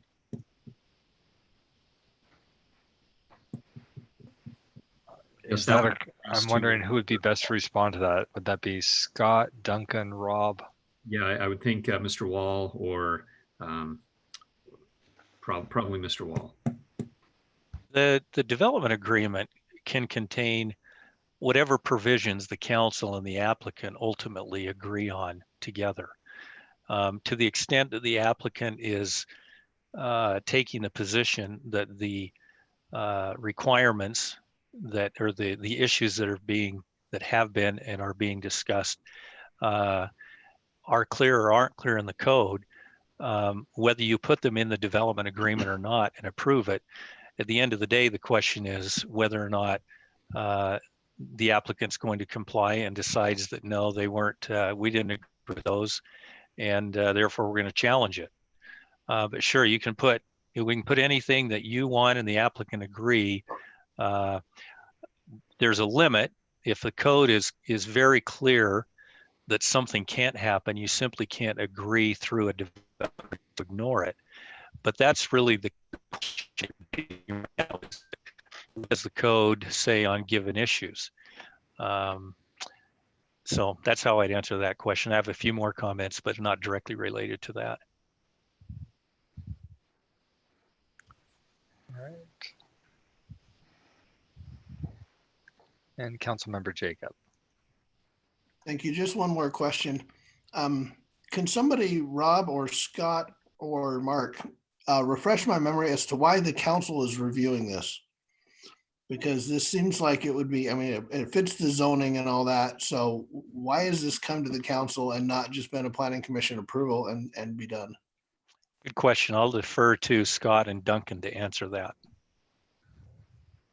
Duncan, if you want to chime in, but it's the way, Councilman Jacob, the way that the TSOD is written, the approval process requires that these master development plans in this particular zone, the density be ratified by the council and reviewed and ratified is the way it reads. So it is a little out of the ordinary, but that is, it's in response to some of these other developments that the council wanted to review before they vested the density. So in just general, clarification, are we just reviewing density? Or are we reviewing parking lots and open space? you're reviewing the master development plan. Yeah, it is appropriate that you're reviewing these. As Scott mentioned, it's primarily a function of our current ordinance and what is required as far as approvals for this particular type of application in this zone. So as Scott mentioned, the preliminary development plan does currently in our code require council approval. So it's purely a function of our city code, not one of state law.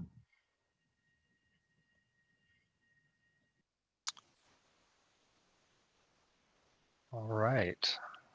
Mr. Bateman, would you like to take a moment or two and respond?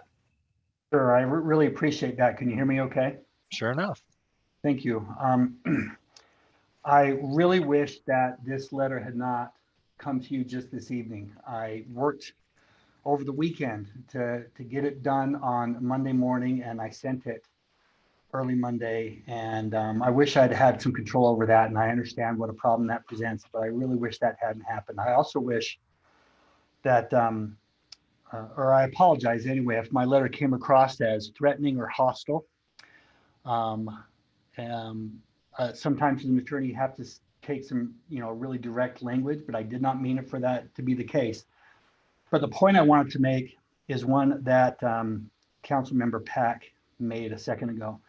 And just to refute just the one statement and that's this, that the developer does want to work with the city. The developer is willing to take conditions that are put on approval and require them. The developer is willing to comply with the code. This is not a situation where, if, we're saying that this is what we want and flipping you the bird and saying, if you don't like this, go jump in a lake. This is a sophisticated developer. These guys know how to work with cities. This information we received was alarming.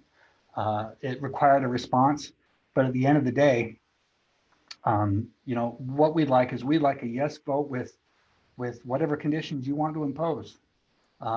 And we can talk about those and put those in the development agreement, and we can come to some kind of good ground to get this thing approved and move forward. Thanks. All right, and Mr. Smith. Yeah, thank you for speaking up, Brenton. Just to quickly jump in, we do want to work with the city. We've been working closely with staff throughout the project. I do understand that we're the big bad developer who just comes in and tries to take advantage. I understand the stereotype. And I know how that can be seen sometimes, but we really do not have malicious intent, right? We want to build a solid community that we can own and run in West Jordan. This has been a very difficult site for us to figure out. We had to compile 5 different parcels from 3 different owners, junkyards and stuff that we're all trying to clean up and get it out. And we worked pretty hard to make this a good deal.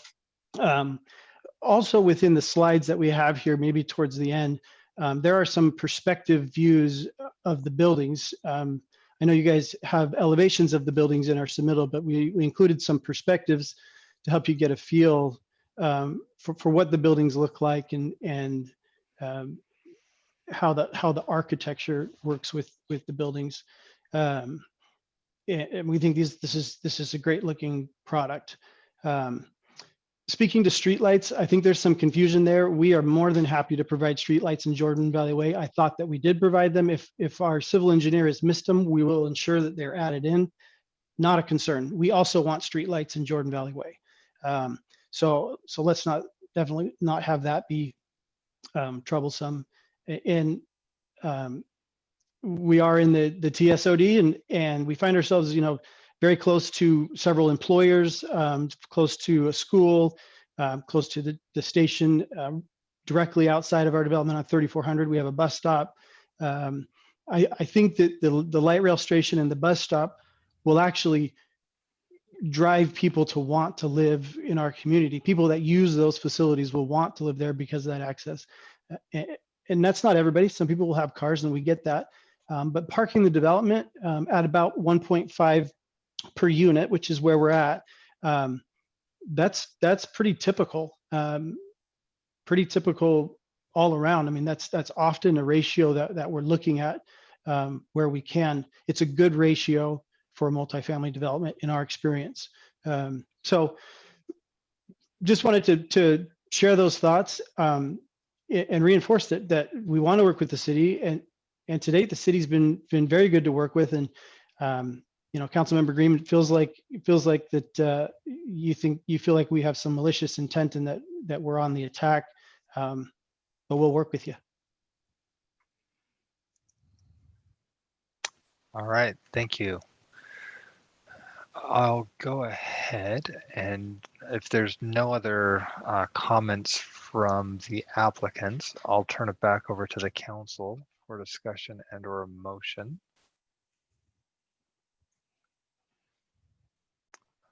All right, Councilmember Jacob. I'll go ahead and try a motion. I'll move to approve ordinance number 20-30. Second. Motion by Councilmember Jacob, second by Councilmember Lamb. Any discussion to the motion? And I'm seeing Councilmember Pax got his hand up. Well, thank you, Chair. Yes, for discussion to the motion, I think it would be prudent to articulate specific conditions of approval that would be amenable to the applicant and to council so that we can better come together. In all of this deliberation, it seems like everyone, if I'm understanding correctly, would like to see this move forward under certain circumstances, and especially with the applicant mentioning that he and they are amenable to additional enhancements to the MDA. I would like to recommend conditions of approval. And it seems that Vice Chair Green has been very thoughtful and particular on those with regard to lighting and internal roads. And I was wondering if it's not an imposition to perhaps, if you're willing to, Vice Chair Green, to articulate those and perhaps put those as conditions of approval, if that would make a difference in moving this forward tonight. I don't think, let me just jump in. I don't think a couple of them they can comply with. When it talks about buildings not facing parking lots and buildings being, parking lots being to the side and to the rear, they can't comply. Given the layout of the complex, adding another 1,000 square feet of landscaping in the parking lot, I don't think they can comply. So I think that that's an exercise. Honestly, a couple of those would be an exercise in futility. So yeah, I mean, we can make those, but they'll get rejected because they've already rejected them in their letter. There are a couple of things they said they might comply with, but there's a couple that they've said they would, that they believe they're in compliance with the code. I think the plain language of the ordinance says otherwise, but so I think I would decline that. Okay, thank you. Because I personally would like to see this move forward. However, as you have stated, the rules are there for a reason, and true, we have some leeway on, well, I guess we have leeway as we want, but it's true if there that there needs to be a certain baseline of accountability to standards instead of just being arbitrary. So thank you. I appreciate that. Councilmember Jacob. Thank you. I'll just speak to the motion and again to the comments. I'm hoping that this doesn't come across as arbitrary and capricious. What I'm more doing is leaning on the expertise of staff, and that's where I'm coming from. Staff says it checks all the boxes, and dots all the I's, and dots all the T's, one way or another. So that's why I'm moving to approve. Not because I don't think the code is met or the code can't be met and I'm willing to look the other way anyway, because I'm not. But the lawyers and the planners that are pros in the field have mentioned that it meets the code. So I'm relying on that expertise.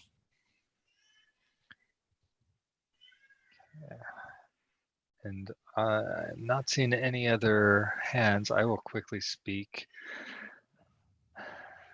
I think in opposition to the motion, my biggest concern is having the letter from legal not having time to review, and B, seen from staff where they have stated in the report that this does not meet the letter of the law, but seems to meet the spirit.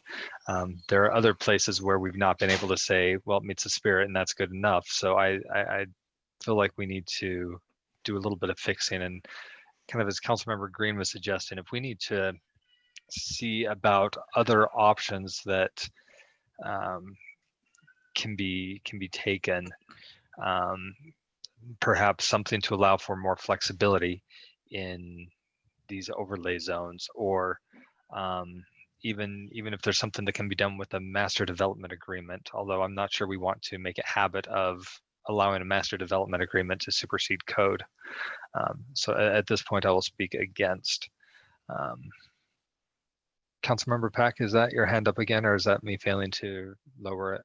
Yes, thank you, Chair. I believe it was Councilmember Lamb that mentioned that if we continued this, that we might not change our minds. I just want to revisit that to see if that's true, because a few of us have mentioned that there is information that we've received and we might like to go over it further.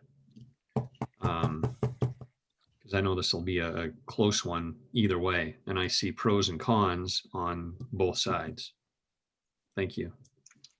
Chair, I'd like to All right. withdraw my motion just with the straw poll. I don't want to throw this up there and have it be declined with the, and then having the applicant not be able to bring it back when changes are made or whatever. So I'm going to go ahead and withdraw the motion for right now. Thank you. Thank you for articulating that. That's what I was trying to say, is to keep options open so that it's not denied and then impossible to be brought back. I'm just wondering if it might be more beneficial. So the motion that had been made was to approve. Had that failed, then we would have looked for another motion, perhaps to table or to add conditions or something else. But Councilmember Green. Sorry, I have to unmute my microphone. And then you get to hear me cough. This question is more directed at Mr. Langford. How difficult would it be for your staff, or is it something that we need to do to come up with some language for a TOD infill or something like that that would give us some of the ability to not be quite so strict with the ordinance? And so I guess my question would be, how long would it take to come up with something like that? Great. I appreciate the question, Councilman. It would take us a good month and a half or so. Plus, if you're, we can talk about amendments, but any changes to Title 13, as you know, has to be vetted or recommended by the Planning Commission first. So it's going to be a couple months at the quickest to get any changes back to the council for consideration. But so maybe this is also a question for the developer. I mean, if I'm looking at a straw poll and we did a motion tonight to approve that, I think it's going to fail, which means that either a court battle ensues or you got to wait a year to reapply. Would they be willing to work through a TSOD amendment and delay that a couple of months to so that we can get this right? I guess that would be my question to Mr. Smith and to Mr. Bateman. And before we give them an opportunity to respond to that, Mr. Wall, what would you share with us? Just a couple of thoughts that hopefully would be helpful. It seems to me there's two issues that the council's wrestling with. One is that there's a question relative to what the code does and does not allow or require. And then the second issue is, if that was resolved, is the council at this point satisfied, is a majority of the council at this point satisfied with the development? A couple of things that are making this difficult. One is that we got the letter yesterday. And even though I'm the one that sent you the email during council meeting saying we got this letter, getting it yesterday, Monday, Friday wouldn't have mattered, because it would not have given you and the staff, the planning staff and the legal staff, an opportunity to get together and talk about it before now anyway. So I wouldn't put don't get hung up on that. I'm sorry you didn't get the letter. I don't know why it wasn't forwarded to you, but the time on getting it really, that you got it today or yesterday, wouldn't have really mattered. The second thing that I'd suggest is that the developers stated a willingness to work with the council, and I think a couple of things you need to look at. I think Councilmember Green is right. The staff report did say the spirit of the law, and one of the things that the council has to wrestle with and recognize is that the spirit of the law is what 10(9)(a) 707 is talking about. We don't get to impose requirements on developers because of the spirit of the law. And so to the extent that the code is not being met, that is a problem. We need to resolve that. We shouldn't allow or just simply ignore code provisions. I'm not so sure. I can't say definitively it is or is not the case. Duncan Murray has spent a lot more time looking at this than I have. The quandary it puts you in is that I'm hesitant to have a discussion right now about what the code does or does not say, because at the end of the day, if the council votes not to approve the development and the developer decides to move forward with an action, I don't want our legal theories to be on the table before we have to defend an action of the council. So if you want to have the debate or discussion about what the code does or doesn't say, I would suggest that you go ahead and table this. Let's get together and have a closed meeting. Let's let Duncan and Scott and staff talk through with you why they made the recommendation they did, particularly focused on what they think the code means. I think this is appropriate for a closed meeting if you want to do that, because there's obviously a developer who wants an approval and has engaged counsel, who I will tell you is capable. Brent and I don't always agree, but I can tell you that Brent is a very a capable lawyer, so I think we can legitimately meet in a closed meeting and talk through this relative to what the code does say and why we think it says what it says. If that's not an issue, then I would say, or even if it is an issue, the second part is, I think it would be good to engage with the developer and have a conversation about what things the developer is willing to do, irrespective of whether or not the developer thinks the code requires it or not. For example, the streetlight issue. Those issues ought to be memorialized in the development agreement. Councilmember Pack's suggestion about imposing conditions, I think, has merit if there are conditions you all can agree on. My advice is, if they are, they ought to be in the master development agreement, not part of a motion. And I also want to reflect what Councilmember Green's staff doesn't have the authority to waive code provisions. That is absolutely clear. So once again, it takes us back to that issue of, is the code being met? And if staff believes it and it's not, I'd like to have that conversation with you, but I don't want to do it publicly, particularly if there's differing opinions among the council, among the staff. I haven't looked at this in detail. I have confidence in Duncan, and I'm not questioning what Brent Bateman has put in his letter. I've just read it like you had on the fly. I didn't see the list of issues that he was responding to until I sent you the letter tonight. So I'm really not in a position to give a real good opinion on that anyway. So I think it would be entirely appropriate, if you do want to work on this, to do so, continue it. If there's conditions, let's put them in the development agreement. If you'd like to have a discussion about the code and what it says, I think we should do that. Everyone may agree or disagree on staff, council, but at least give you the opportunity to have the discussion. Obviously, there's some things we need to amend in the future so that we don't have this discussion, but those are just some thoughts of mine, Chairman McConaughey. Thank you, Rob. The thought running through my mind has been, we do have that work session time on our next meeting on October 14th. If the council would like, we could use that work session time, work with the developer, discuss things, and also simultaneously have this scheduled as a business item. So if we're at a point where we feel like the council is ready for a motion that would be amenable to the majority, we could have it placed in both locations on the agenda, both the work session and as a business item. Anyway, that's just my thought. Mr. Bateman, would you like to respond? I was going to ask a clarifying question, but I don't think I need to because of Rob's comments. I just want to reiterate that I've been to just about every city in the state doing land use training at one point or another. And, it's absolutely right.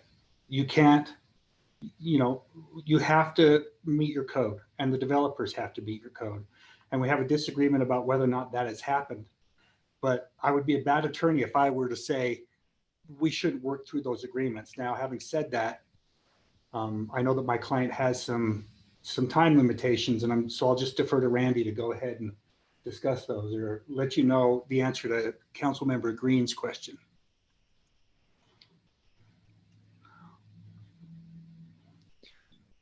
Let me see here. Randy, where did you go? I don't see a hand raised. I've got to dig. There you are. Thank you. When you raise the hand, it pops you up to the top of the list and makes it a little bit easier to find. Thank you. So let me hit the allow to talk option. All right, Mr. Smith, you should be good to go now. Great. Everybody can hear me? Yep. Great. No, we're grateful for the discussions that we've had here. Time is definitely a concern. And it's also a concern to have code kind of being rewritten, as we have a project that we're coming in for final approvals on and going in to have code rewritten underneath us is a concern, a huge variable. We've spent a lot of time and a lot of money to get to where we're at. We continue to hear that the street lights coming up. I want to reassure everybody that there will be street lights. We will install them and they'll meet the city standard. We have the city details in our photometric plans, and I thought the lights were in the plan, but perhaps they're missing. I'm not sure. I haven't gone back to look. So please no concerns about the street lights. The placement of the buildings. The code talks about placing the buildings directly on the street. Our site only fronts one street, right? And so we placed our building there as close to that street as we could. And then otherwise, we put the buildings as close to the property line, kind of the same as the right of way, to hide the parking internal and behind them. That was kind of our goal, what we worked for, to hide from the outside world the parking area internal to the development from the rest of the city there. We are happy to work with the city, but we're also concerned that the conditions that want to be set aren't clearly defined. And that's where we're struggling. And if that's understandable, like we need clearly defined direction, and time is definitely a concern. As you know, we are adjacent to the irrigation canal directly to the north of us. And that irrigation canal has very strict requirements on when construction can occur in it, which is only in its off season. So some of those constraints greatly affect our project, and being delayed months can cause issues with that. So we'd like to see, how we can come to resolution and work through our final development plan with staff and get this approval with the city council. All right. Thank you, Mr. Smith. Back to council for further discussion or motion.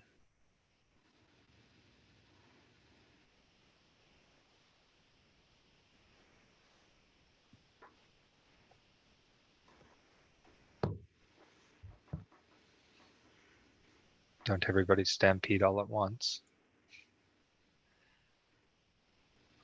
All right, well. Chris, do we have a time frame?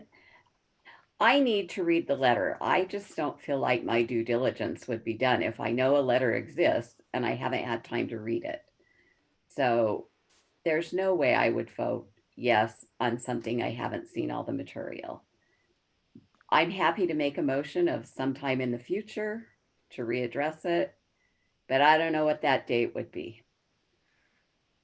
So I'll go ahead and make a motion that we table this until October 14th as a business item, but also include this as a work session item. That is the motion, and I'll add some clarity as to why that, if there's a second. I'll second it. Okay, so motion by Councilmember McConaughey, second by Councilmember Whitelock. The thought process is this just gives us as many options as possible and kind of speeds things along. We have the council's land use committee that may continue to work with staff and the developers. They resolve some of the concerns that have been brought up. We'll have it scheduled as a work session so we can still talk through anything as a group. If we've been able if staff's been able to come to a point with the developer where it looks like the workshop's not really necessary and we've been able to find something that will work and pass a vote by the majority, then we'll be able to basically just cut the work session short. We've got it on the agenda so we can take action as a business item. If we're not there, well, we've got the work session so we can talk through in a less formal setting than we're in right now, so we can continue to work on that. And if at the end of the day on the 14th, we're still not ready and we need to postpone it again till the 28th, we can do so. So from my perspective, that seems to give us the most flexibility, the most options. And I'm also cognizant of the fact that, yeah, we've got issues with timing for that canal, but we've also got the holidays coming up in November and December, and it just seems quickest route to continue things moving. Councilmember Whitelock. I would appreciate also having this put on a closed session so we can do as Mr. Wall suggested and have a little bit of a discussion. Easy enough. I'm wondering. And I don't think the closed session needs to be part of the motion, which is why I didn't include that there. But if legal, as they're watching, suggests that it's necessary, we can add that on the agenda too. Councilmember Jacob. Yeah, however, we usually have closed sessions after our meeting. And if we're going to bring this back as a business item at the next meeting, I wouldn't expect a vote if a closed session is also required. Therefore, I would request that legal provide any input, or people that have questions for the legal department may do that offline. Maybe one-on-one conversations over the next 2 weeks, one-on-one or one-on-twos or whatever, or we can have the land use subcommittee meet with legal if that's necessary. I don't know if it is, to try and air those, get those opinions out. And legal can always obviously send us a legal opinion via email at any time. So just procedurally, that's what I think would need to happen if we're going to attempt a vote on this in 2 weeks. Because we're not going to go close tonight unless we still can, which I think we can, but I'll leave that up to legal. Yeah. And my response to that would be that in the past, we used to actually do the closed sessions first at 5:30, and there's some flexibility with how we do the work sessions. So if we need to juggle things around, I just didn't want to have that part muddy the motion saying we will do it specifically this way. But as we prepare the agenda for the meeting on the 14th, absolutely, we'll see how things develop and make sure it's done in such a way that the council has every opportunity to review all the information. The developer is able to present everything necessary. Legal has a chance to give all the advice that's required, so that we're not feeling rushed or muddled as we're making a decision that's going to have an incredibly long-term impact on this area of the city. Any other discussion to the motion? Mr. Wall. Yes, just one quick comment, Chair McConaughey. Could I suggest that this doesn't need to be part of the motion necessarily, but I'm just going to throw it out to dovetail what Councilmember Jacobs said, that the applicant, as well as Scott and Duncan and whoever Scott wants to involve from his staff, first meet and clarify very specifically what issues they think that after this discussion tonight, the applicant and the council are in agreement on, and agree to get those in the MDA. And then it may be useful, even if it's over just a quick Zoom call, for Scott and Duncan and Mark and whoever else to have a quick discussion with the land use committee to then say, here are the things we think we've agreed on based on what you've all said tonight, and here's what we think the remaining issues are. And to the extent some of those are legal issues, then we can deal with those legal issues as opposed to those things that are not necessarily legal issues. They're just planning issues that haven't been resolved yet. That's sound advice. I would also add, going along with that, with what Mr. Wall was suggesting, Land Use Committee, I believe, Mr. Anderson, correct me if I'm wrong, but are they scheduled to meet on this coming Tuesday? That is correct, at noon on Tuesday. All right, so definitely something to add to the agenda there. So, and Chair, I'm sorry, there's no reason too on Tuesday that we couldn't talk through some of those legal issues there with that committee if that's the desire of the committee. As chair of the committee, I would very much appreciate that. there you go. Okay. All right, if there's no further discussion to the motion, I think we ought to vote. Cindy, can you help us out with that one? You bet. So wait a minute, will you clarify the motion so I know what we're voting for? Since we had the long motion. Yeah, the motion was just a very, very short move to table this item until bring it back as a business item on our meeting for the 14th, and also have a work session item to discuss it as well. That was all to the motion. Got it. All right, let's vote. Let's start with Chair McConaughey, please. Aye. Councilmember Pack, Yes.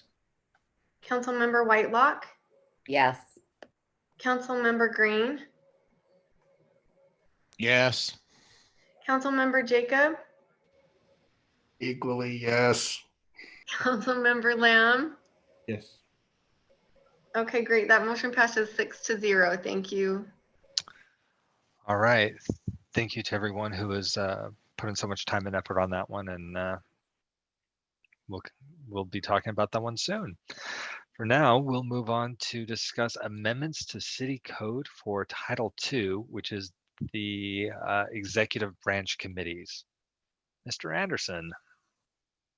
Thank you, Council Chair, members of Council.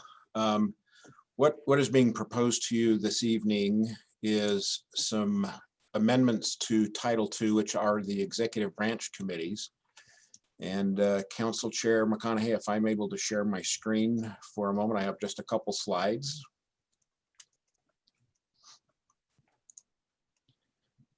Thank you.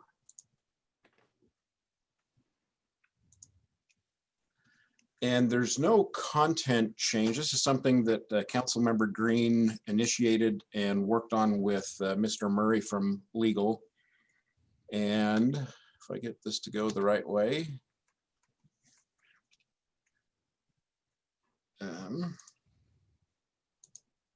There we go. So currently Title II has several different chapters that deal with the General Committee, Board of Adjustments, the Planning Commission, Western Stampede, Parks and Open Land, Sustainability, as you can see here. And I kind of illustrated them unorganized because there's a lot of duplicate code. So, you know, the sections that say are required to be a West Jordan resident happens multiple times in the code. And I believe when Councilmember Green put this together, he estimated it's about a 40% reduction in the code content, the letters in the code. And so what we have come up with to present to you tonight is the proposed Title II has the general provisions for all the committees in Chapter 1. The statutory committees, the Planning Commission, the Board of Adjustment, and Ethics Commission comprise Chapters 2, 3, and 4. And then the local executive committees of the executive branch, the mayor's branch, entail Chapter 5. And so this just kind of organizes everything. All of the common verbiage between the committees are found in Chapter 1. So it makes these other chapters smaller as we eliminated that duplicative code. And so by doing this tonight, we'll make that code tighter, cleaner, And as Councilmember Green commented earlier, more objective. It's very simple to go through. So that's what's presented to you this evening. So I have a question. Councilmember Green. Mr. Murray, you sent me a document earlier that had another section modified. That's Yes, not. Alan, you were prepared to put that up on the screen as well, right? The yellow highlighted. Yeah, it'll take me a sec to get to it. I'll have to stop sharing. I'll just point out that after Mr. Murray got this all done, we found one section in this ordinance that had some references to the city council committees in this section. And it was just cleaner to eliminate the word council in the table of contents and the 4 or 5 lines referring to council committees, so that this deals only with executive committees. So once Alan pulls that up, I'm going to need to stop sharing to do that. So there's also Duncan and I found another section on page 38 of your document. I think it's lines 3, Duncan help me, 371 through 375, lines in the clean version of this. Okay, let me move to the clean. It's on page 38, lines 371 to 375. Right, which are inadvertently mislabeled. There's some typographical errors there where it's chapter 4. Those sections should be labeled 2-4-1, 2-4-2, instead of 2-3-1 and 2, etc. So just changing a few 3s to 4s to make the labeling match the chapter. Those are just some typographical errors that were not noticed till the last moment. And so that will need to be part of the motion. And that's just in chapter 4. Yeah, so are you seeing my screen again? Yeah, we are. Right there. So line 135. Yeah, and there's the one small, for statutory committees, other than the Planning Commission and Board of Adjustment, which are required by state law, some of the other committees like the Ethics Commission are allowed by but not required by state law. So that's just adding that language or allowed makes it more accurate. So that's the one small change since your prior draft. And then the other change now, this is the one we were talking about previously. We were trying to reference council and executive committees here, but where we have completely developed all of the references to council committees now in Title I, Chapter 6, we really no longer need this internal citation language in this section. So now it would simply read that all committees are presumed to be executive branch unless otherwise identified. So just removing that other reference to council language, which is already in Title I, Chapter 6. This is just redundant information. And this is the section that just needs to be Chapter 4. Or yeah. So anyway, that is the presentation from the office, Council Chair. All right. Any further questions from the council or perhaps a motion?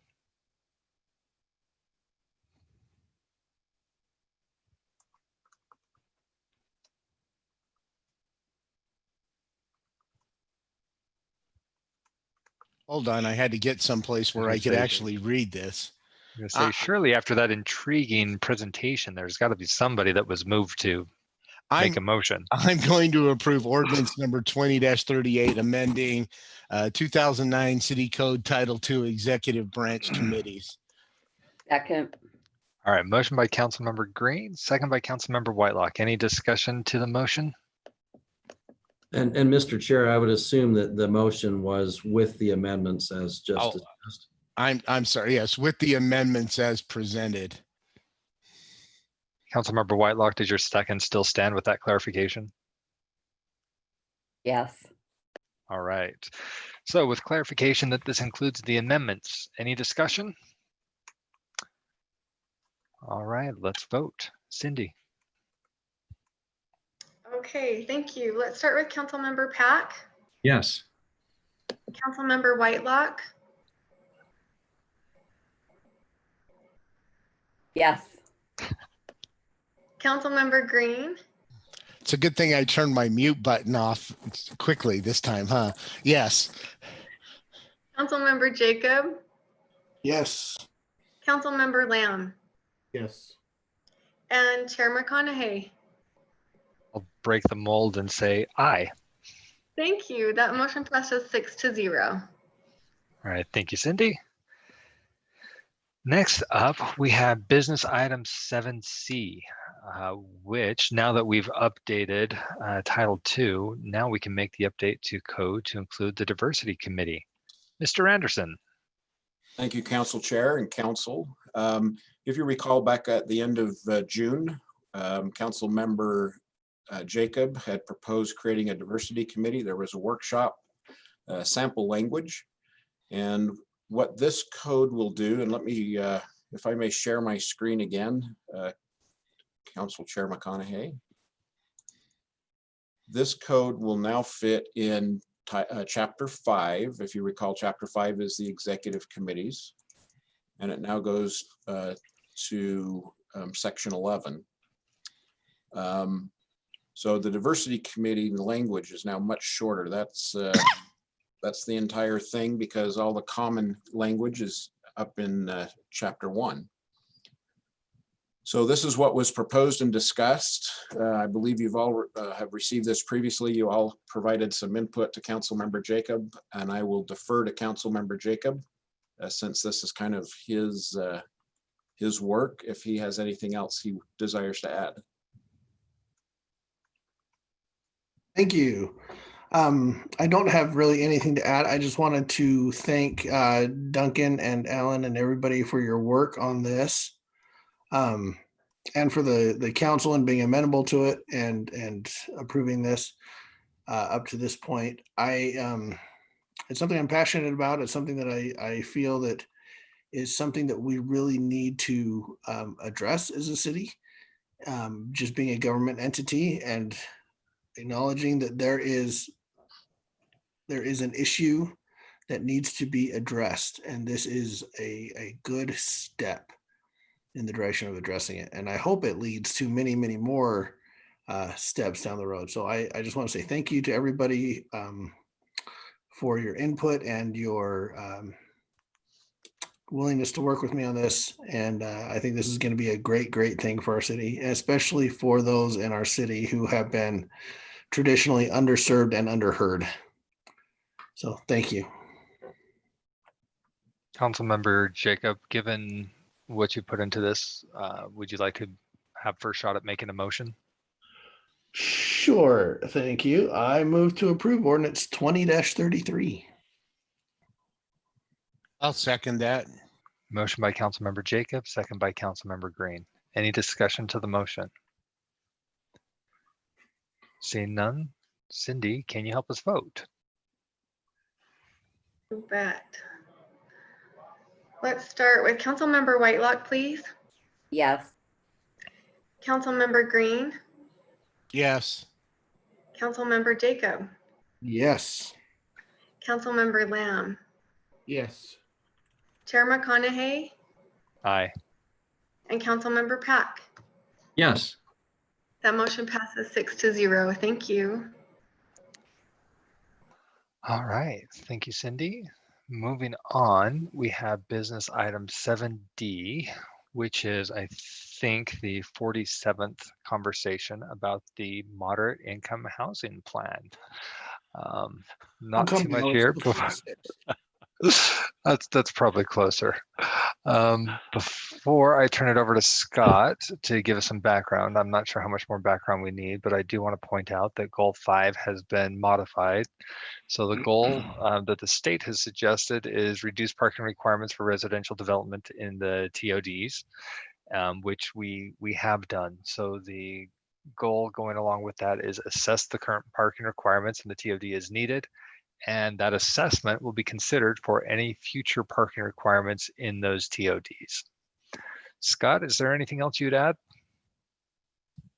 Did a great job, Chair. I do want to thank again Larry Gardner. This takes a lot of time to gather all the required stats and information that the state is now requiring as far as these reports go. So I just wanted to publicly thank Larry again for all of his good work on this.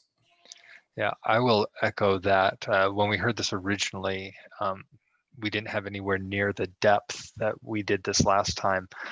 Seeing exactly how this applies to us and seeing where West Jordan falls, where the shortfalls are,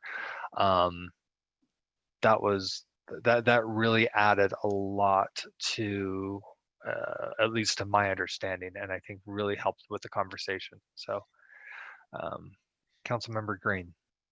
So I just have one question. Since we're now the last day of September, I had to look at my calendar and make sure I knew what day it was. Sorry. Since this is the last day of September, and we are so far late from the time this was due a year ago, can we use this as both our 2019 and 2020 submission? Yes, this will be for our submission for this year.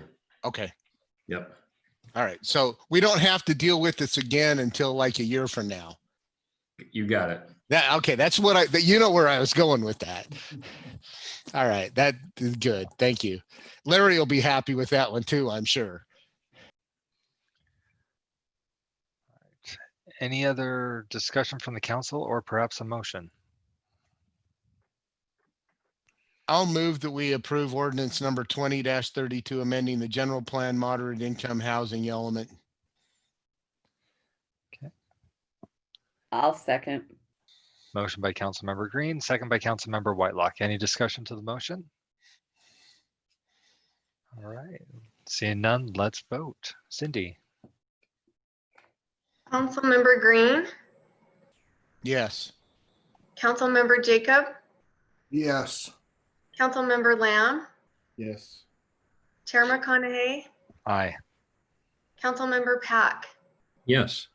and Councilmember Whitelock. Yes. Thank you. That motion passes 6-0. All right, that brings us over to remarks. And before I ask if any of the council have remarks, I do want to point out that with the work session doing the tour that we did today, we were not able to, we didn't capture new business like we normally would. So with these remarks, Scott, do you want to take just a second and quickly give a short sneak peek into what will be coming on our next agenda with the proposed Parker Place rezone? Sure. I don't have the details in front of me. Do you have the slides? Let me pull up what was on the agenda. There we go. And again, not too much in depth, but high level overview. This one, or where would you like? Perfect. That's great. I don't have the stats memorized off the top of my head, but this request is a rezone request. You can see on the screen that the council rezoned this to R38 SHO. The SHO stands for Senior Housing Overlay. And as you'll see in your packet, the applicant is requesting to essentially remove that senior housing overlay for this particular property. And he goes into detail as to why he's requesting to remove that from shallow sewer depth, etc. there's actually subdivision plat that's recorded on here. Removing the SHO, according to him, will not change the lot configuration. That'll still be single family homes, but will not be limited to some of the restrictions associated with the SHO. So I don't know if you need any more. It's just it's a rezone request to take off that senior housing overlay. Yeah, and the location of the property, this is Redwood Road right here. Correct. And this is Drake Lane, which is about, I thought I saw a number on there. 7450 South is right there. So about what, 7400 South or so. You've got Majestic Elementary right here, right next to West Jordan Middle School, to kind of give you an idea of where this is at. Councilmember Whitelock. Thank you. My question is, if we take the single housing overlay off, with our current code, would that be considered high density housing? I don't know the numbers. It should be listed at the very beginning of your report. The general plan already earmarks that area for high density housing. I forget what the density range is. I think being in an R3, it's automatically, it's going to be high density. Yeah, it's, what is it, 2? I thought I saw it just over 2 units. Was it up higher? Yeah, usually. Sorry, no, there's a little bit of a. Well, I guess so. I guess what comes down to is don't we have a moratorium on high density housing until we get single family house? What is that thing? So we do have the cap and grade that you're referring to, Councilmember Whitelock, is in regard to attached product. Okay. These will all be standalone single family residential homes. It's already subdivided. The lots are already subdivided and the plat's already been recorded to support single homes in that area. Okay, thank you. And to add clarity, it's not a moratorium. The moratorium's something separate that raises the eyebrows of the attorneys and gets, but the cap and grade that you're referring to provides place and proper placement for that multifamily density, specifically around TODs, and encourages that. But yeah, no moratorium, just for the record, so it's clear, Rob. Okay, thank you. All right. Any other questions about future? Oh, Rob? Okay, I saw the thumbs up from you. All right. Any other questions about what's coming down the pipe? Okay. Any other remarks that that you'd like to share this evening? We'll start with David or Councilmember Pack. Great, thank you, Chair. I have just been fielding a lot of emails and phone calls relative to traffic issues still related to Dutch Brothers Coffee and Quick Quack Car Wash, that intersection right there.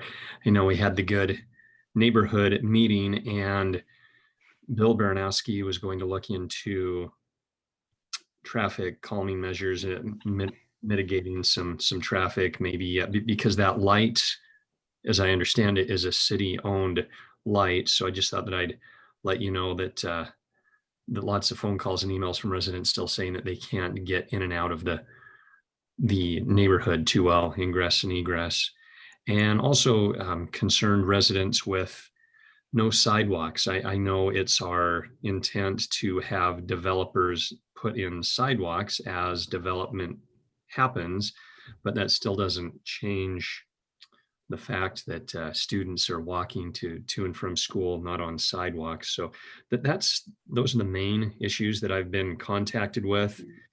Some issues on signage for businesses or dead-end streets.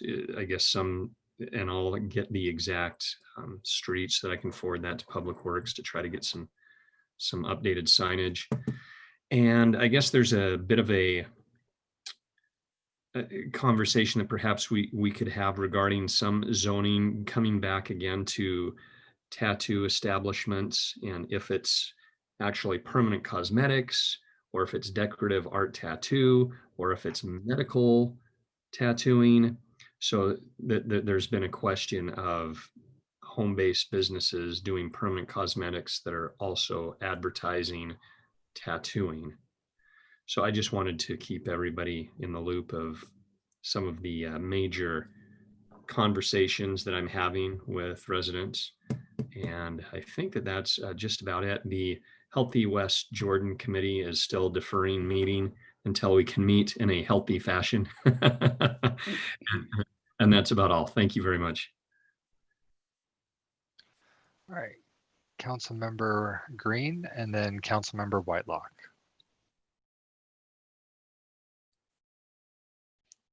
Councilmember Green. Oh, I thought I was unmuted. Sorry. There you go.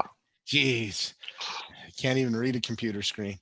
I just wanted to thank Mr. Murray for his work on that Title II rewrite. I know it started with the kind of a suggestion at the mayor, and then I think I jumped on it and a couple other things, but we were able to eliminate a ton of stuff out of code, and I want to thank him for his help on that. The other staff member that I would love to thank, he probably hung up his phone and is on the way to someplace near Grand Staircase, is David Quayle. He's been working on a rewrite for the city election code to clean some things up, and we should see that here in the next 3 or 4 weeks. And I think it'll be a major improvement over what we've got.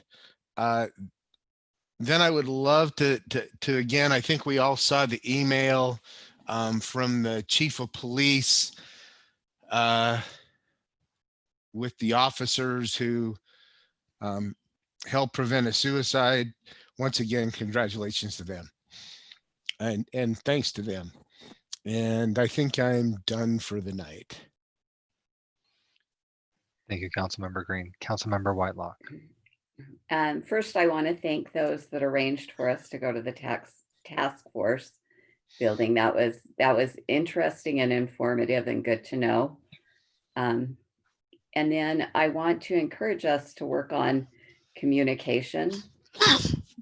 And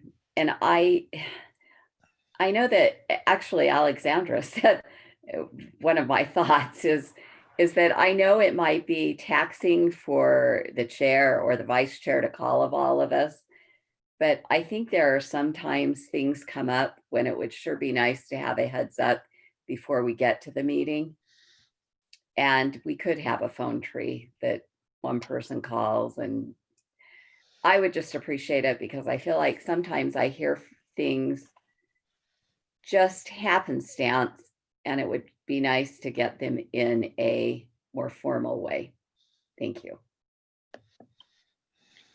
And Councilmember Whitelock, if there's something specific, I'd be happy to chat with you. I can tell you I was caught off guard by a number of things this evening myself that didn't come up until after the work session had even started. So communication, but also preparation, having everything ready before the meeting, not having public hearings noticed that aren't ready to be heard, and even simple things like making sure that we've got the slides in the right spot.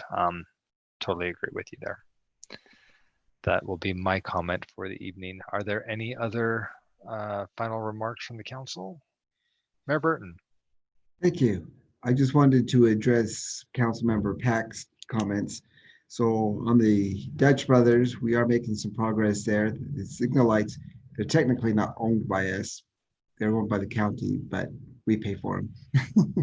and they work under our direction. So that is being reviewed, and we are looking to see how we can adjust that timing without hurting 7800 South too much. So that is in the process of being reviewed.